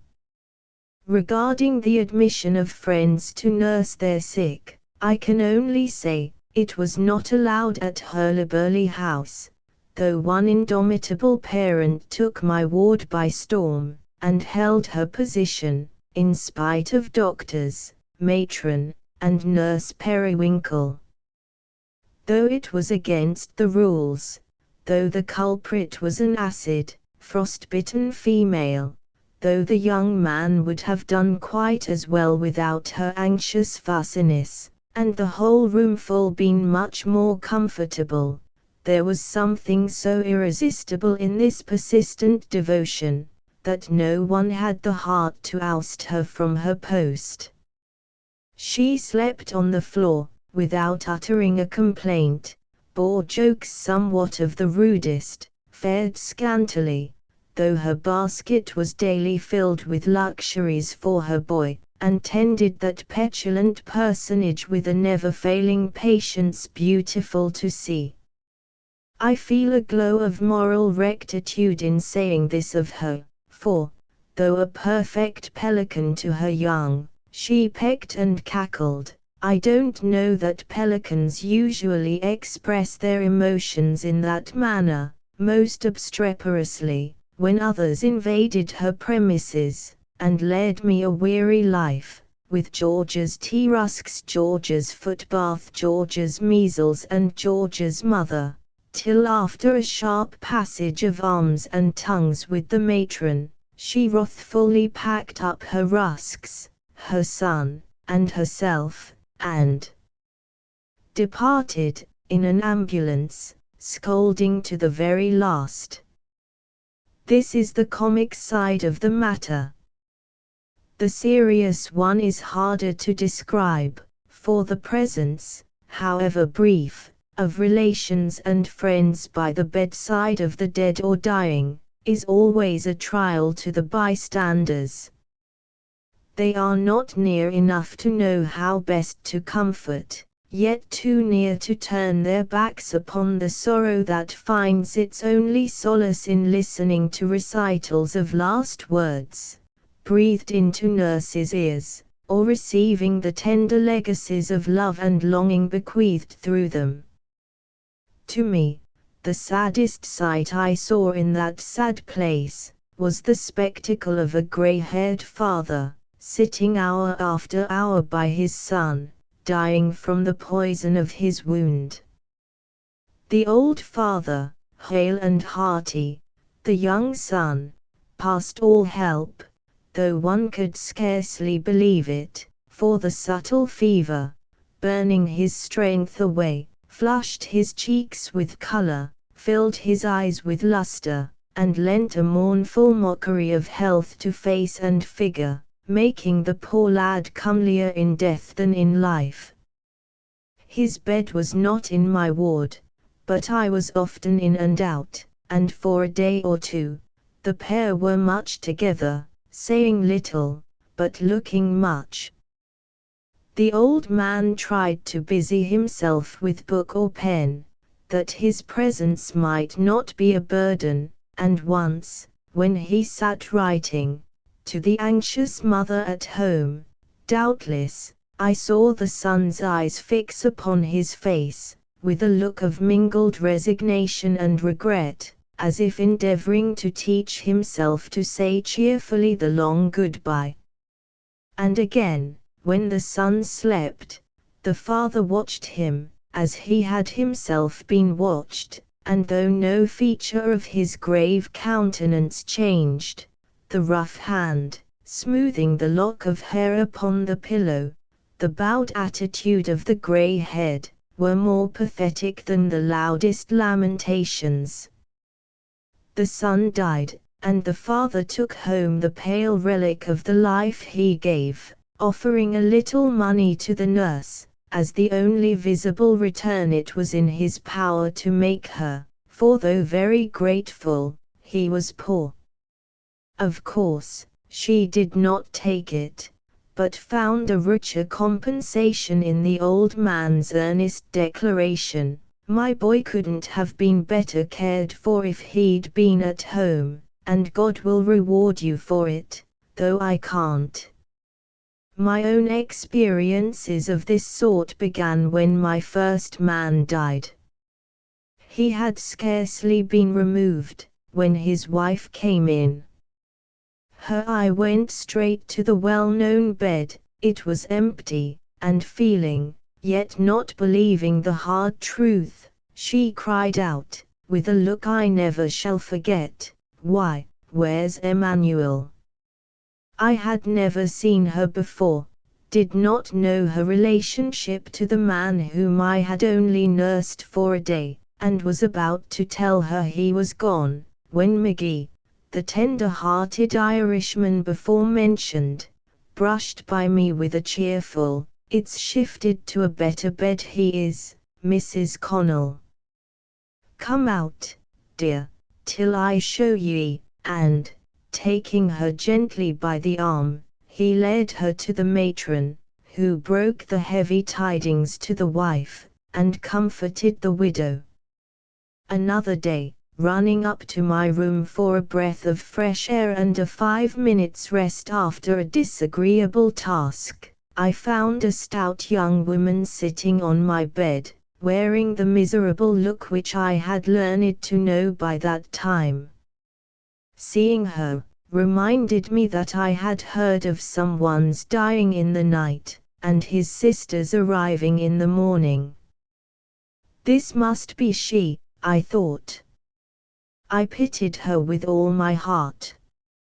What could I say or do? Words always seem impertinent at such times. I did not know the man. The woman was neither interesting in herself nor graceful in her grief, yet, having known a sister's sorrow myself, I could have not leave her alone with her trouble in that strange place, without a word. So, feeling heartsick, homesick, and not knowing what else to do, I just put my arms about her, and began to cry in a very helpless but hearty way, for, as I seldom indulge in this moist luxury, I like to enjoy it with all my might, when I do. It so happened I could not have done a better thing, for, though not a word was spoken, each felt the other's sympathy, and, in the silence, our handkerchiefs were more eloquent than words. She soon sobbed herself quiet, and, leaving her on my bed, I went back to work, feeling much refreshed by the shower, though I'd forgotten to rest, and had washed my face instead of my hands. I mention this successful experience as a receipt proved and approved, for the use of any nurse who may find herself called upon to minister to these wounds of the heart. They will find it more efficacious than cups of tea, smelling bottles, psalms, or sermons, for a friendly touch and a companionable cry unite the consolations of all the rest for womankind, and, if genuine, will be found a sovereign cure for the first sharp pang so many suffer in these heavy times. I am gratified to find that my little sergeant has found favor in several quarters, and gladly respond to sundry calls for news of him, though my personal knowledge ended 5 months ago. Next to my good John, I hope the grass is green above him. Far away there in Virginia, I placed the sergeant on my list of worthy boys, and many jovial chat have I enjoyed with the merry-hearted lad, who had a fancy for fun, when his poor arm was dressed. While Dr. P poked and strapped, I brushed the remains of the sergeant's brown mane, shorn sorely against his will, and gossiped with all my might, the boy making odd faces, exclamations, and appeals, when nerves got the better of nonsense, as they sometimes did. I'd rather laugh than cry, when I must sing out anyhow, so just say that bit from Dickens again, please, and I'll stand it like a man.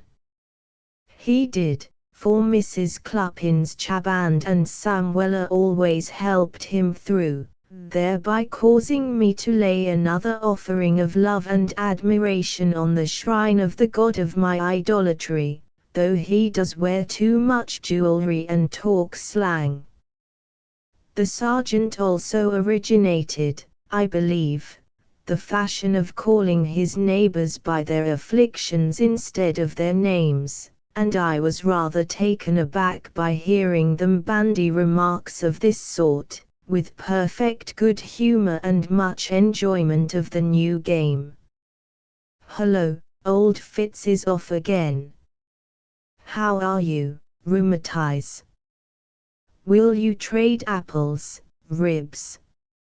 I say, Miss P, may I give Typus a drink of this? Look here, no toes, lend us a stamp, there's a good fella, etc." He himself was christened Baby B, because he tended his arm on a little pillow, and called it his infant. Very fussy about his grub was Sergeant B, and much trotting of attendants was necessary when he partook of nourishment.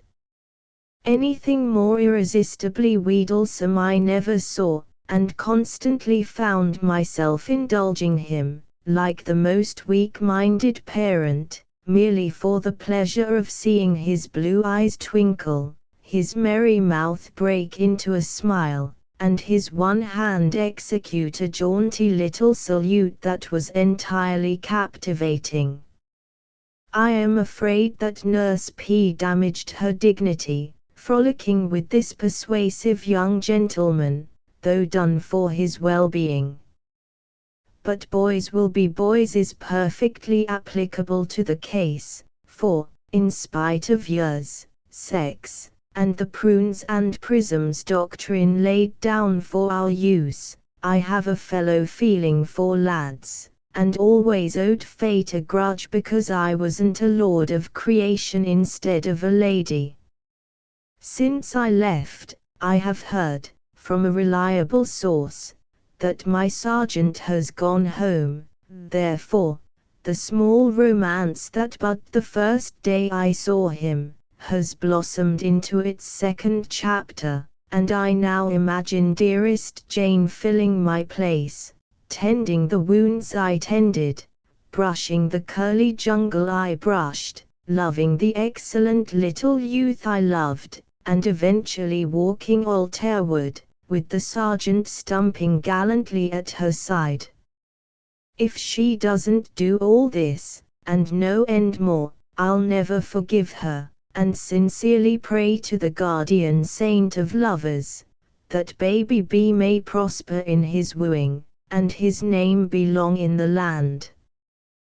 One of the lively episodes of hospital life is the frequent marching away of such as are well enough to rejoin their regiments, or betake themselves to some convalescent camp. The ward master comes to the door of each room that is to be thinned, reads off a list of names, bids their owners look sharp and be ready when called for, and, as he vanishes, the rooms fall into an indescribable state of topsy-turviness, as the boys begin to black their boots, brighten spurs, if they have them, overhaul knapsacks, make presents, are fitted out with needfuls, and, well, why not, kissed sometimes, as they say, goodbye, for in all human probability we shall never meet again, and a woman's heart yearns over anything that has clung to her for help and comfort. I never liked these breakings up of my little household, though my short stay showed me but 3. I was immensely gratified by the handshakes I got, for their somewhat painful cordiality assured me that I had not tried in vain.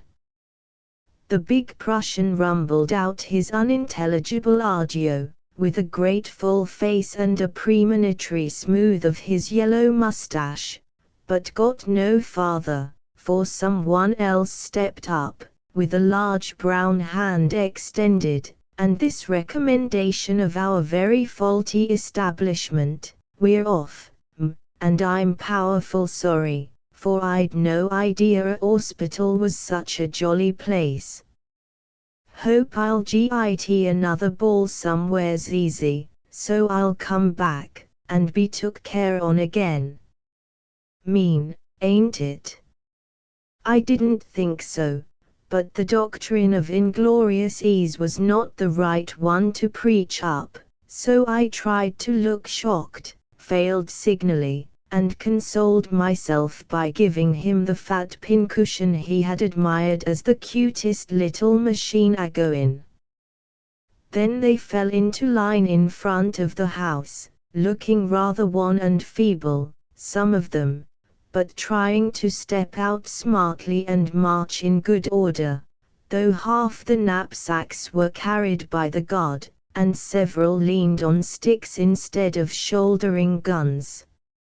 All looked up and smiled, or waved their hands and touched their caps, as they passed under our windows down the long street, and so away, some to their homes in this world, and some to that in the next, and, for the rest of the day, I felt like Rachel mourning for her children, when I saw the empty beds and missed the familiar faces. You ask if nurses are obliged to witness amputations and such matters, as a part of their duty. I think not, unless they wish, for the patient is under the effects of ether, and needs no care but such as the surgeons can best give. Our work begins afterward, when the poor soul comes to himself, sick, faint, and wandering, full of strange pains and confused visions, of disagreeable sensations and sights. Then we must soothe and sustain, tend and watch, preaching and practicing patience, till sleep and time have restored courage and self-control. I witnessed several operations, for the height of my ambition was to go to the front after a battle, and feeling that the sooner I inured myself to trying sights, the more useful I should be. Several of my mates shrunk from such things, for though the spirit was wholly willing, the flesh was inconveniently weak.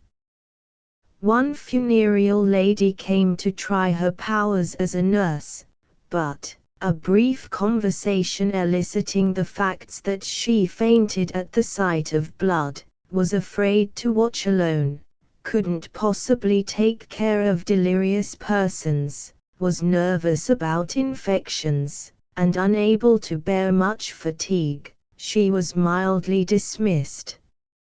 I hope she found her sphere, but fancy a comfortable bandbox on a high shelf would best meet the requirements of her case.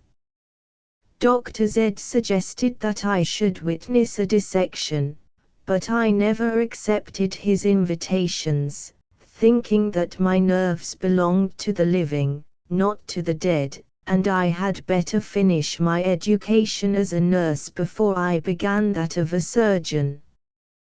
But I never met the little man skipping through the hall, with oddly shaped cases in his hand, and an absorbed expression of countenance, without being sure that a select party of surgeons were at work in the dead house, which idea was a rather trying one, when I knew the subject was some person whom I had nursed and cared for.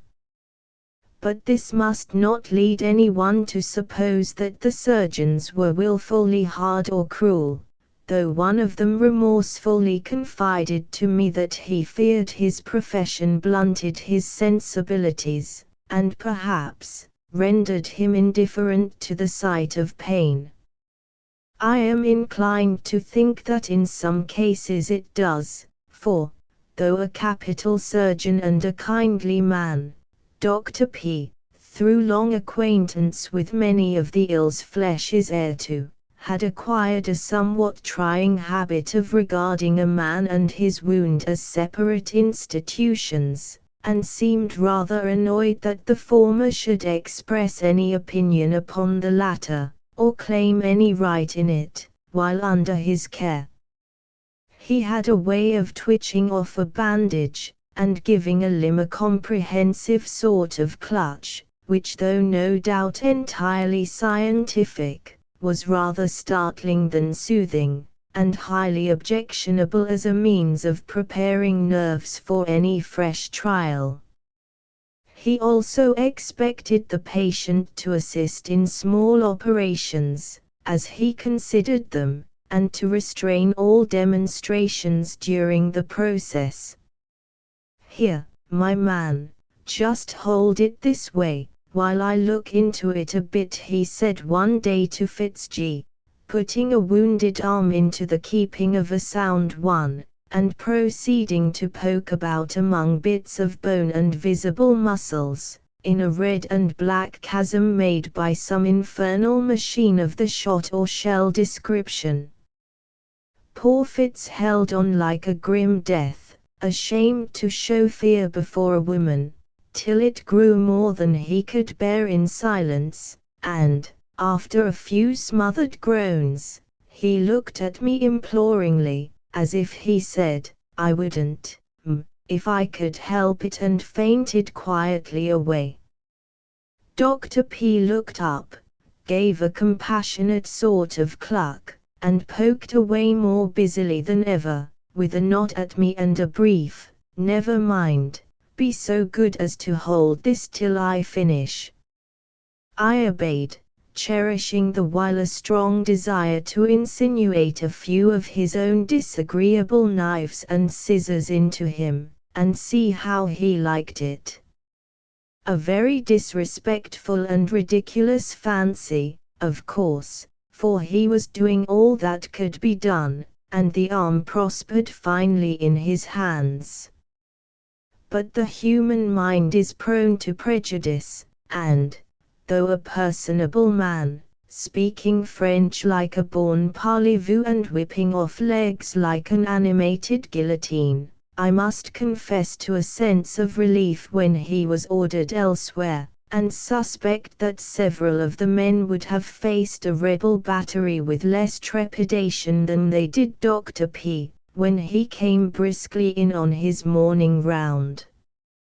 As if to give us the pleasures of contrast, Dr. Z succeeded him, who, I think, suffered more in giving pain than did his patients in enduring it, for he often paused to ask, "Do I hurt you?" and seeing his solicitude, the boys invariably answered, "Not much, go ahead, doctor," though the lips that uttered this amiable fib might be white with pain as they spoke. Over the dressing of some of the wounds, we used to carry on conversations upon subjects foreign to the work in hand, that the patient might forget himself in the charms of our discourse. Christmas Eve was spent in this way, the doctor strapping the little sergeant's arm, I holding the lamp, while all three laughed and talked, as if anywhere but in a hospital ward, except when the chat was broken by a long-drawn "Oh" from baby B, an abrupt request from the doctor to hold the lamp a little higher, please, or an encouraging, "Most through, Sergeant," from Nurse P. The chief surgeon, Dr. O, I was told, refused the higher salary, greater honor, and less labor, of an appointment to the officers' hospital, round the corner, that he might serve the poor fellows at Hurlyburly House, or go to the front, working there day and night, among the horrors that succeed the glories of a battle. I liked that so much, that the quiet, brown-eyed doctor was my especial admiration, and when my own turn came, had more faith in him than in all the rest put together, although he did advise me to go home, and authorize the consumption of blue pills. Speaking of the surgeons reminds me that, having found all manner of fault, it becomes me to celebrate the redeeming feature of Hurlyburly House. I had been prepared by the accounts of others, to expect much humiliation of spirit from the surgeons, and to be treated by them like a doormat, a worm, or any other meek and lowly article, whose mission it is to be put down and walked upon, nurses being considered as mere servants, receiving the lowest pay, and, it's my private opinion, doing the hardest work of any part of the army, except the mules. Great, therefore, was my surprise, when I found myself treated with the utmost courtesy and kindness. Very soon my carefully prepared meekness was laid upon the shelf, and, going from one extreme to the other, I more than once expressed a difference of opinion regarding sundry messes it was my painful duty to administer.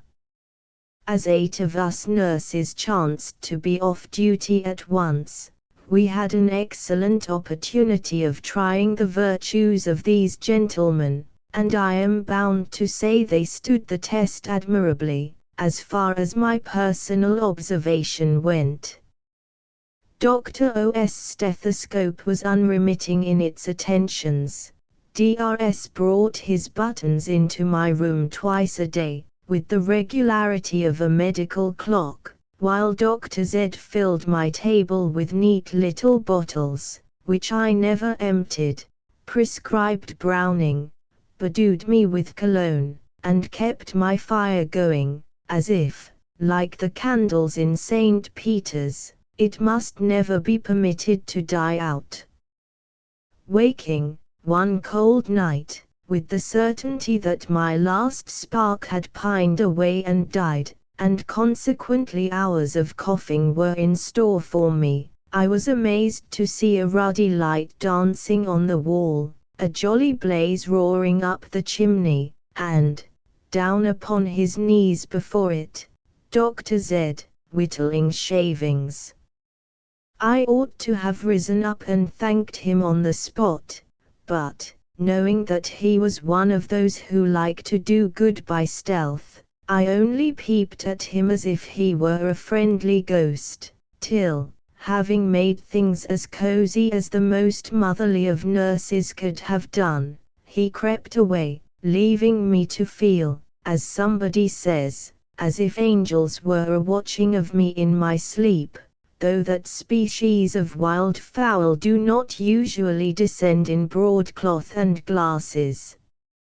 I afterwards discovered that he split the wood himself on that cool January midnight, and went about making or mending fires for the poor old ladies in their dismal dens, thus causing himself to be felt, a bright and shining light in more ways than one.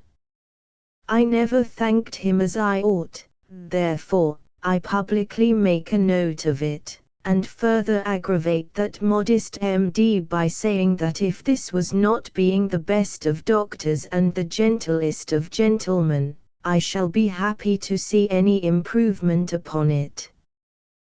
To such as wish to know where these scenes took place, I must respectfully decline to answer, for Hurlyburly House has ceased to exist as a hospital, so let it rest, with all its sins upon its head, perhaps I should say chimney top.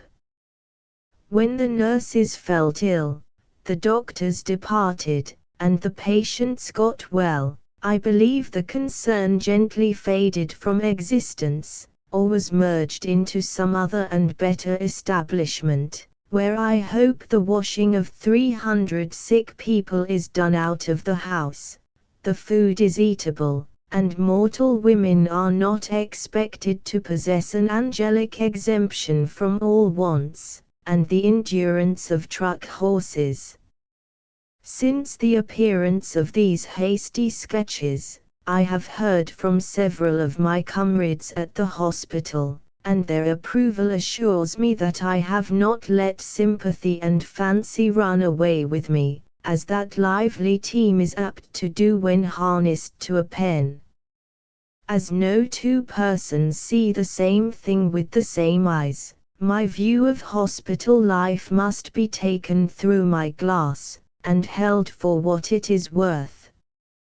Certainly, nothing was set down in malice, and to the serious-minded party who objected to a tone of levity in some portions of the sketches, I can only say that it is a part of my religion to look well after the cheerfulnesses of life, and let the dismals shift for themselves, believing, with good Sir Thomas More, that it is wise to be merry in God. The next hospital I enter will, I hope, be one for the colored regiments, as they seem to be proving their right to the admiration and kind offices of their white relations, who owe them so large a debt, a little part of which I shall be so proud to pay. Yours, with a firm faith in the good time coming, Tribulation Periwinkle. New publication. Ready September the 1st. Speeches, Lectures, and Letters, by Wendell Phillips. 4th edition. In one volume, Crown octavo, pp. 570, printed on clear new type, and the best tinted linen paper, bound in the English green or maroon vellum cloth, with gilt tops, and illuminated title, and illustrated with an excellent portrait of Mr. Phillips, on steel, by H. Wright Smith, of Boston. Price $2.50. The first 3 editions of this work were sold as rapidly as they could be bound, and demand continues unabated. In his prospectus, the publisher guaranteed to produce this work in the best style of Boston manufacture, and that he amply redeemed this pledge, the universal testimony of the subscribers, the agents, and the trade attest. It was announced at $2, and intended to be of 500 pages. But it is considerably larger, and more expensively gotten up than was originally designed, and hence, and in order, by the last adornments, to make it the very finest book in the Boston market, its price has been necessarily increased to $2.50. Due notice has been given to all agents, all their subscribers having been supplied at the price first announced. No injustice is done to any party by this increase in charge. By mutual agreement, also, between the publisher and his agents, he is now at liberty to offer the book to the trade, and will be ready to supply cash orders at the shortest notice. The following is a table of the contents of the volume, publisher's advertisement, containing a letter from Mr. Phillips. To the murder of Lovejoy.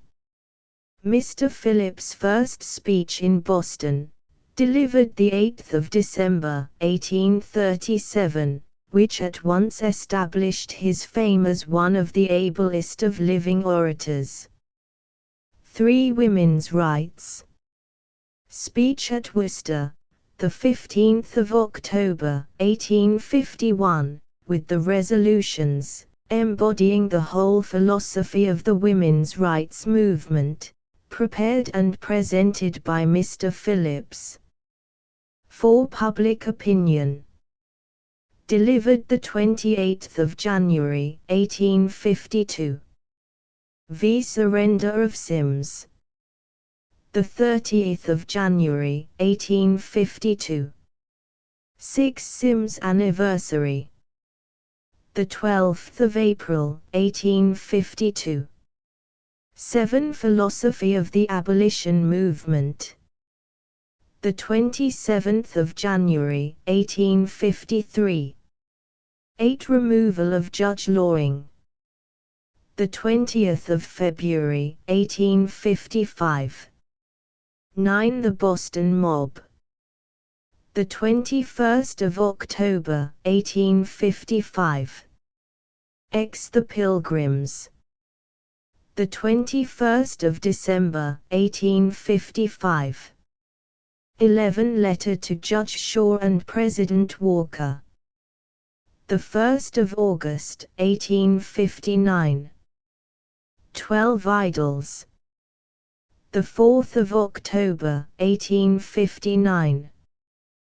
13. Harper's Ferry. The 1st of November, 1859. 14. Burial of John Brown. Delivered at the grave of the martyr, the 8th of December, 1859. 15. Lincoln's election. The 7th of November, 1860. 16. Mobs and education. The 21st of December, 1860. 17. Disunion. The 20th of January, 1861. 18. Progress. The 17th of February, 1861. 19. Under the flag. The 21st of April, 1861. XX. The War for the Union. December, 1861. XXI. The Cabinet. The 1st of August, 1862. XXII. Letter to the New York Tribune. The 16th of August, 1862. 23. To Saint Aluvatia. December, 1861. Kshiva Metropolitan Police. The 25th of April, 1863. XXV. The State of the Country. The 11th of May, 1863. Copies will be sent by mail on receipt of the retail price. James Redpath, Publisher, 221 Washington Street, Boston. Transcriber's Notes. Transcriber's Notes. Welcome to the Project Gutenberg presentation of Hospital Sketches. We used the 1863 version of the book for this transcription. A scanned copy of this book is available through HathiTrust, courtesy of Duke University. We tried to preserve the original spelling of words, punctuation, and italics in the sketches. Changes to the text are listed below, in the detailed notes. The detailed notes includes other issues that have come up during the transcription of the text. In addition, we have added some notes of explanation for some references in the text that, we hope, will help the reader. The 1863 book was the first release of Hospital Sketches in book form. In 1869, the sketches were combined with nearly 300 pages of 8 camp and fireside stories written by Miss Alcott. Detailed notes. Nurse Sarah Gamp, a character from the novel Martin Chuzzlewit by Charles Dickens, was a stereotype of untrained and incompetences of the early Victorian era, before the reforms of Florence Nightingale. On page 7, changed 3 page numbers in the table of contents, 10 to 9, 64 to 66, and 84 to 86. On page 12, change never come to never come in if I never come back, make a bonfire of them. On page 14, being between Scylla and Charybdis is an idiom deriving from Greek mythology, meaning having to choose between two evils. On page 14, the Massachusetts governor in 1862 was John Albion Andrew. On page 16, change Milk Street to Milk Street in the clause and bore down upon Milk Street. This matches the spelling of two other references to Milk Street in the sketches. Even today, the Koh-i-Noor diamond mentioned on page 16 is considered the most valuable diamond in the world. On page 21, change periwinkle to periwinkle in the clause Nurse Periwinkle does exist. On page 27, the Baltimore riot of the 19th of April, 1861 was a civil conflict between Confederate sympathizers against members of out-of-state militia, primarily Massachusetts and some Pennsylvania men. The incident is called the first bloodshed of the Civil War. On page 34, transcribe doorways with the hyphen, because the hyphen is found in doorstep, door handles, and doormat. On page 42, add period after comfortable in the clause, was immensely cheering and comfortable. On page 54, remove period after my in my. Ganymede departed. On page 61, add comma after moment in the sentence. He seemed a little startled at first, pondered over the fateful fact a moment, then shook his head, with a glance at the broad chest and muscular limbs stretched out before him. On page 75, Henry Wilson was the senator from Massachusetts from 1855 to 1873. On page 75, Preston Brooks beat Massachusetts Senator Charles Sumner with a cane on the 22nd of March, 1856, in retribution for an anti-Kansas speech by Sumner that attacked Andrew Butler, a relative of Brooks. On page 77, Florence Nightingale ran the first group of organized female nurses to support the British Army in the Crimean War. On page 79, Mark Tapley was a beloved character created by Charles Dickens in his novel The Life and Adventures of Martin Chuzzlewit. On page 82, Aunt Chloe was a character from Uncle Tom's Cabin by Harriet Beecher Stowe. On page 82 to 83, New Year's Day in 1863 was celebrated by abolitionists because Lincoln's Emancipation Proclamation took effect on that day. On page 83, cozy is a variant of cozy, and we preserved this as it appeared in the original sketches. The author did use cozy on page 47 and page 100. On page 89, transcribe Wardmaster with the hyphen. The book typically used Wardmaster. On page 93, 3 characters from the novels of Charles Dickens are mentioned: A. Mrs. Cluppins from the Pickwick Papers, B. Chaband, a pompous preacher from Bleak House, and C. Sam Weller from the Pickwick Papers.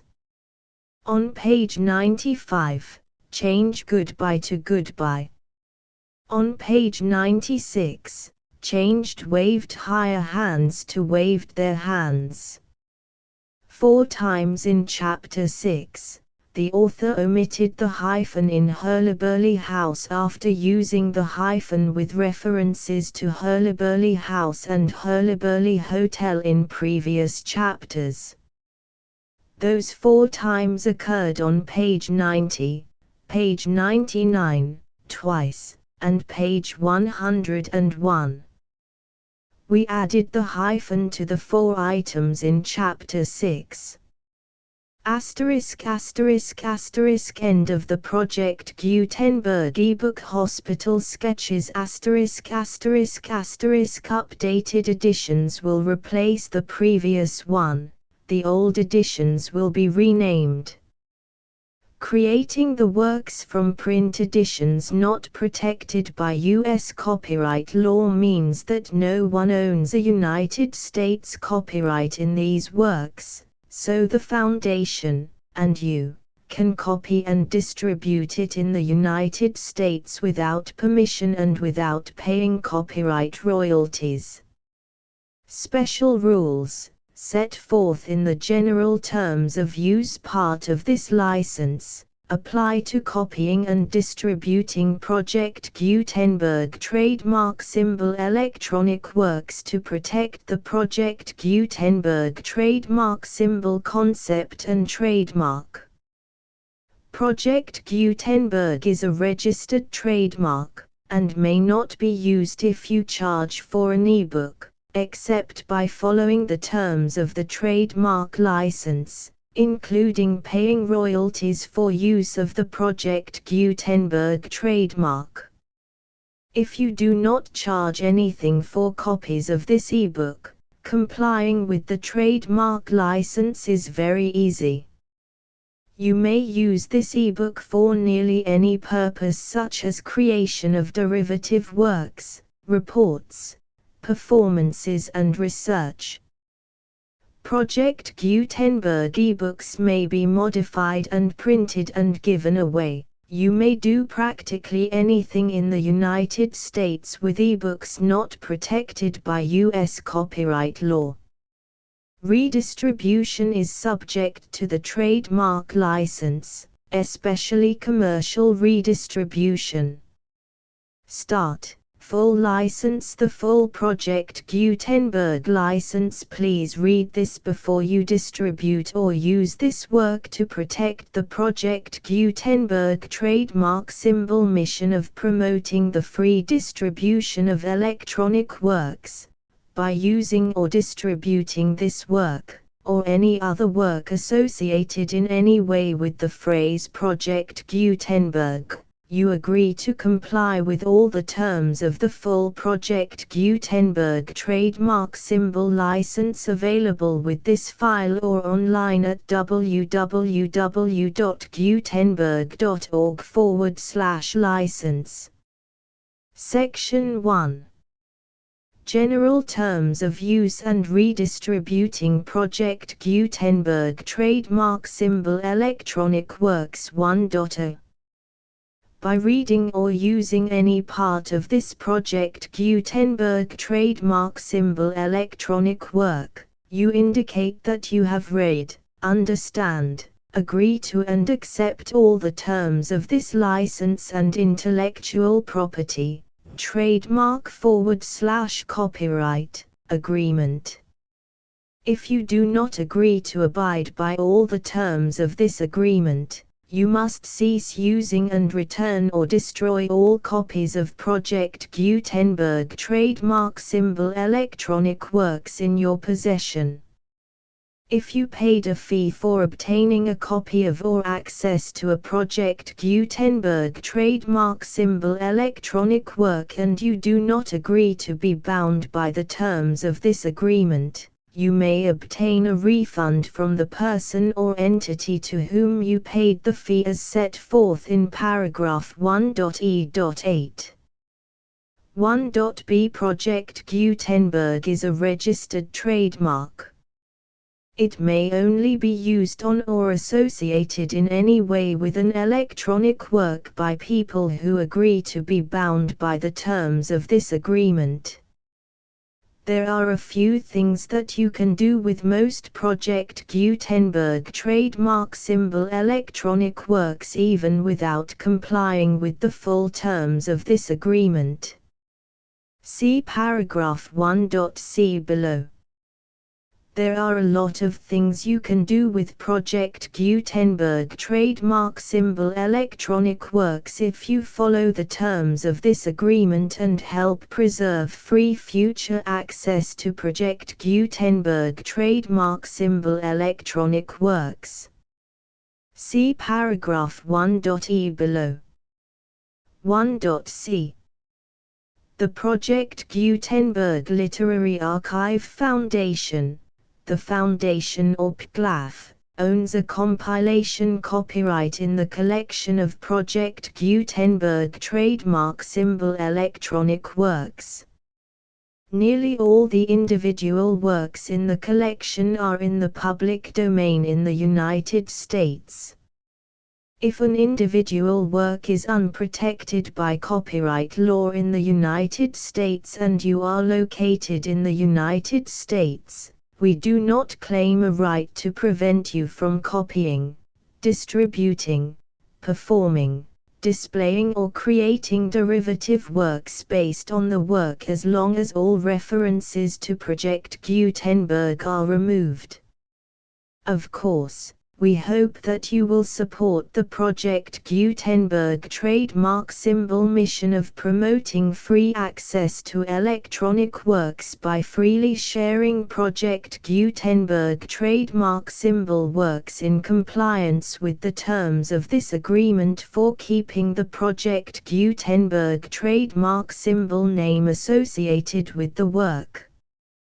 You can easily comply with the terms of this agreement by keeping this work in the same format with its attached full Project Gutenberg trademark symbol license when you share it without charge with others. 1.d. The copyright laws of the place where you are located also govern what you can do with this work. Copyright laws in most countries are in a constant state of change. If you are outside the United States, check the laws of your country in addition to the terms of this agreement before downloading, copying, displaying, performing, distributing or creating derivative works based on this work or any other Project Gutenberg trademark symbol work. The Foundation makes no representations concerning the copyright status of any work in any country other than the United States. 1.e Unless you have removed all references to Project Gutenberg. 1.e.1. The following sentence, with active links to, or other immediate access to, the full Project Gutenberg trademark symbol license must appear prominently whenever any copy of a Project Gutenberg trademark symbol work, any work on which the phrase Project Gutenberg appears, or with which the phrase Project Gutenberg is associated, is accessed, displayed, performed, viewed, copied or distributed. This ebook is for the use of anyone anywhere in the United States and most other parts of the world at no cost and with almost no restrictions whatsoever. You may copy it, give it away or reuse it under the terms of the Project Gutenberg license included with this ebook or online at www.gutenberg.org. If you are not located in the United States, you will have to check the laws of the country where you are located before using this ebook. 1.e.2. If an individual Project Gutenberg trademark symbol electronic work is derived from texts not protected by U.S. copyright law, does not contain a notice indicating that it is posted with permission of the copyright holder, the work can be copied and distributed to anyone in the United States without paying any fees or charges.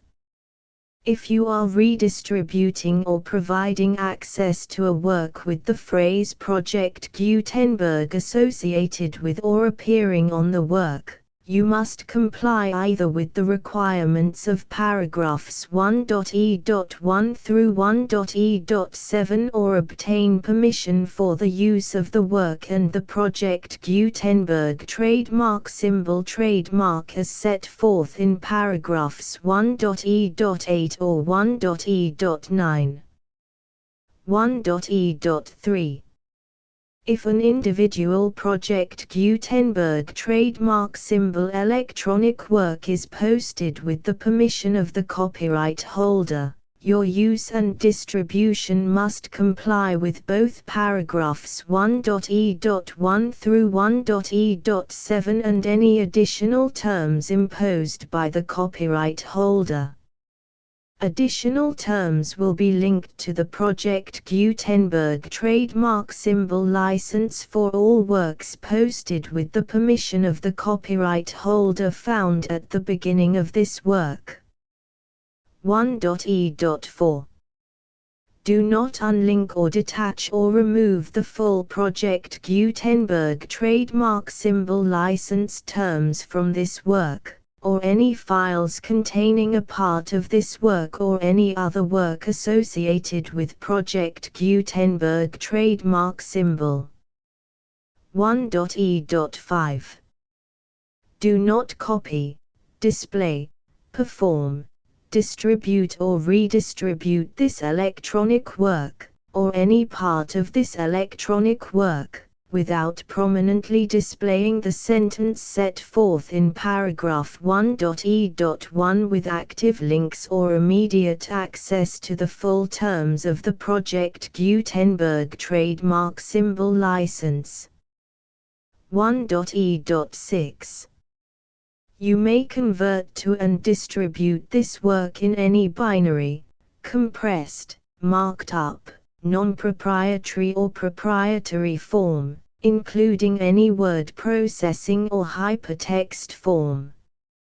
However, if you provide access to or distribute copies of a Project Gutenberg trademark symbol work in a format other than plain vanilla ASCII or other format used in the official version posted on the official Project Gutenberg trademark symbol website, www.gutenberg.org, you must, at no additional cost, fee or expense to the user, provide a copy, a means of exporting a copy, or a means of obtaining a copy upon request, of the work in its original plain vanilla ASCII or other form. Any alternate format must include the full Project Gutenberg trademark symbol license as specified in paragraph 1.e.1. 1.e.7. Do not charge a fee for access to, viewing, displaying, performing, copying or distributing any Project Gutenberg trademark symbol works unless you comply with paragraph 1.e.8 or 1.e.9. 1.e.8. You may charge a reasonable fee for copies of or providing access to or distributing Project Gutenberg trademark symbol electronic works provided that you pay a royalty fee of 20% of the gross profits you derive from the use of Project Gutenberg trademark symbol works calculated using the method you already use to calculate your applicable taxes. The fee is owed to the owner of the Project Gutenberg trademark symbol trademark, but he has agreed to donate royalties under this paragraph to the Project Gutenberg Literary Archive Foundation. Royalty payments must be paid within 60 days following each date on which you prepare, or are legally required to prepare, your periodic tax returns. Royalty payments should be clearly marked as such and sent to the Project Gutenberg Literary Archive Foundation at the address specified in Section 4, Information about donations to the Project Gutenberg Literary Archive Foundation. You provide a full refund of any money paid by a user who notifies you in writing, or by email, within 30 days of receipt that S/he does not agree to the terms of the full Project Gutenberg trademark symbol license.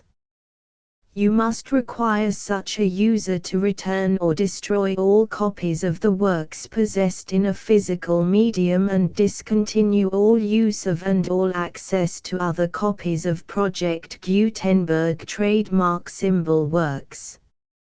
You provide, in accordance with paragraph 1.f.3, a full refund of any money paid for a work or a replacement copy, if a defect in the electronic work is discovered and reported to you within 90 days of receipt of the work. You comply with all other terms of this agreement for free distribution of Project Gutenberg trademark symbol works. 1.e.9. If you wish to charge a fee or distribute a Project Gutenberg trademark symbol electronic work or group of works on different terms than are set forth in this agreement, you must obtain permission in writing from the Project Gutenberg Literary Archive Foundation, the manager of the Project Gutenberg trademark symbol trademark. Contact the Foundation as set forth in Section 3 below. 1.f1.f.1 Project Gutenberg volunteers and employees expend considerable effort to identify, do copyright research on, transcribe and proofread works not protected by U.S. copyright law in creating the Project Gutenberg trademark symbol collection. Despite these efforts, Project Gutenberg trademark symbol electronic works, and the medium on which they may be stored, may contain defects such as, but not limited to, incomplete, inaccurate or corrupt data, transcription errors, a copyright or other intellectual property infringement, a defective or damaged disk or other medium, a computer virus, or computer codes that damage or cannot be read by your equipment. 1.f.2 Limited warranty, disclaimer of damages, except for the right of replacement or refund described in paragraph 1.f.3, the Project Gutenberg Literary Archive Foundation, the owner of the Project Gutenberg trademark symbol trademark, and any other party distributing a Project Gutenberg trademark symbol electronic work under this agreement, disclaim all liability to you for damages, costs and expenses, including legal fees. You agree that you have no remedies for negligence, strict liability, breach of warranty or breach of contract except those provided in paragraph 1.f.3. You agree that the Foundation, the trademark owner, and any distributor under this agreement will not be liable to you for actual, direct, indirect, consequential, punitive or incidental damages even if you give notice of the possibility of such damage. 1.f.3 Limited right of replacement or refund. If you discover a defect in this electronic work within 90 days of receiving it, you can receive a refund of the money, if any, you paid for it by sending a written explanation to the person you received the work from. If you received the work on a physical medium, you must return the medium with your written explanation. The person or entity that provided you with the defective work may elect to provide a replacement copy in lieu of a refund.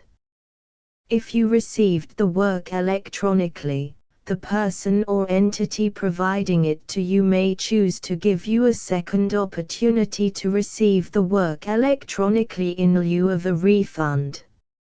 If the second copy is also defective, you may demand a refund in writing without further opportunities to fix the problem. 1.f.4 Except for the limited right of replacement or refund set forth in paragraph 1.f.3, this work is provided to you as is, with no other warranties of any kind, express or implied, including but not limited to warranties of merchantability or fitness for any purpose.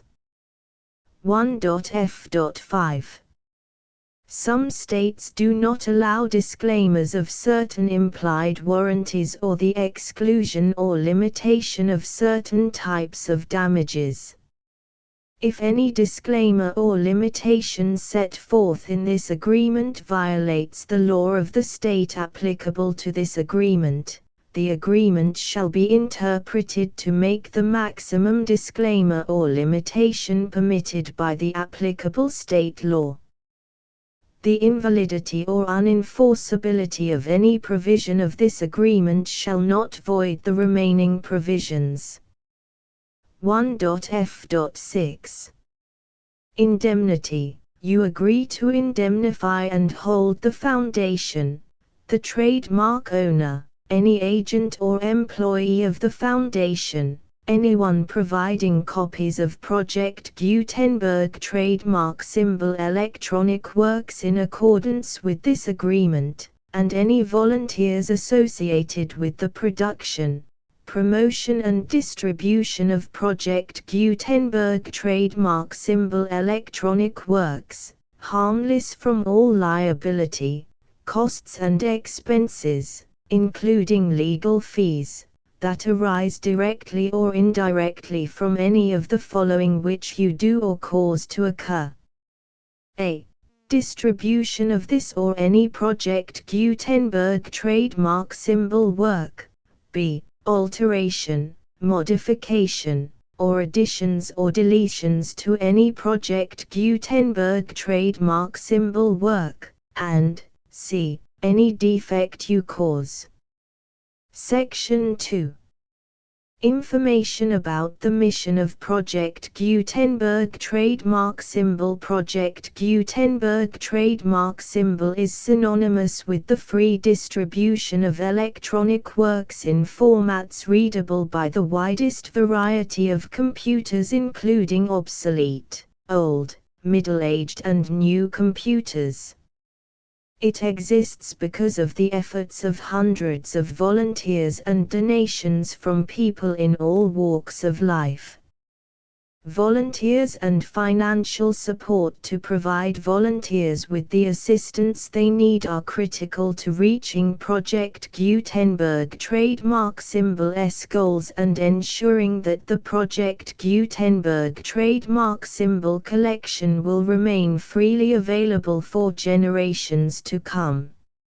In 2001, the Project Gutenberg Literary Archive Foundation was created to provide a secure and permanent future for Project Gutenberg trademark symbol and future generations. To learn more about the Project Gutenberg Literary Archive Foundation and how your efforts and donations can help, see sections 3 and 4 and the Foundation information page at www.gutenberg.org. Section 3. Information about the Project Gutenberg Literary Archive Foundation. The Project Gutenberg Literary Archive Foundation is a non-profit 501(c)(3) educational corporation organized under the laws of the state of Mississippi and granted tax-exempt status by the Internal Revenue Service. The Foundation's IN or Federal Tax Identification Number is 64-6221541. Contributions to the Project Gutenberg Literary Archive Foundation are tax-deductible to the full extent permitted by U.S. federal laws and your state's laws. The Foundation's business office is located at 809 North 1500 West, Salt Lake City, UT 84116, 801-596-1887. Email contact links and up-to-date contact information can be found at the Foundation's website and official page at www.gutenberg.org/contact section 4. Information about donations to the Project Gutenberg Literary Archive Foundation. Project Gutenberg trademark symbol depends upon and cannot survive without widespread public support and donations to carry out its mission of increasing the number of public domain and licensed works that can be freely distributed in machine-readable form accessible by the widest array of equipment, including outdated equipment. Many small donations, $1 to $5,000, are particularly important to maintaining tax-exempt status with the IRS. The Foundation is committed to complying with the laws regulating charities and charitable donations in all 50 states of the United States. Compliance requirements are not uniform and it takes a considerable effort, much paperwork and many fees to meet and keep up with these requirements. We do not solicit donations in locations where we have not received written confirmation of compliance. To send donations or determine the status of compliance for any particular state, visit www.gutenberg.org/donate.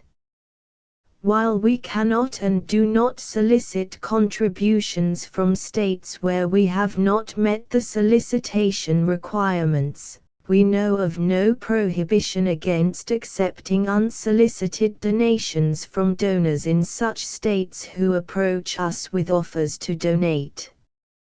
International donations are gratefully accepted, but we cannot make any statements concerning tax treatment of donations received from outside the United States. U.S. laws alone swamp our small staff. Please check the Project Gutenberg web pages for current donation methods and addresses. Donations are accepted in a number of other ways, including checks, online payments and credit card donations. To donate, please visit www.gutenberg.org/donate. Section 5. General information about Project Gutenberg trademark symbol electronic works. Professor Michael S. Hart was the originator of the Project Gutenberg trademark symbol concept of a library of electronic works that could be freely shared with anyone. For 40 years, he produced and distributed Project Gutenberg trademark symbol ebooks with only a loose network of volunteer support. Project Gutenberg trademark symbol ebooks are often created from several printed editions, all of which are confirmed as not protected by copyright in the U.S. unless a copyright notice is included.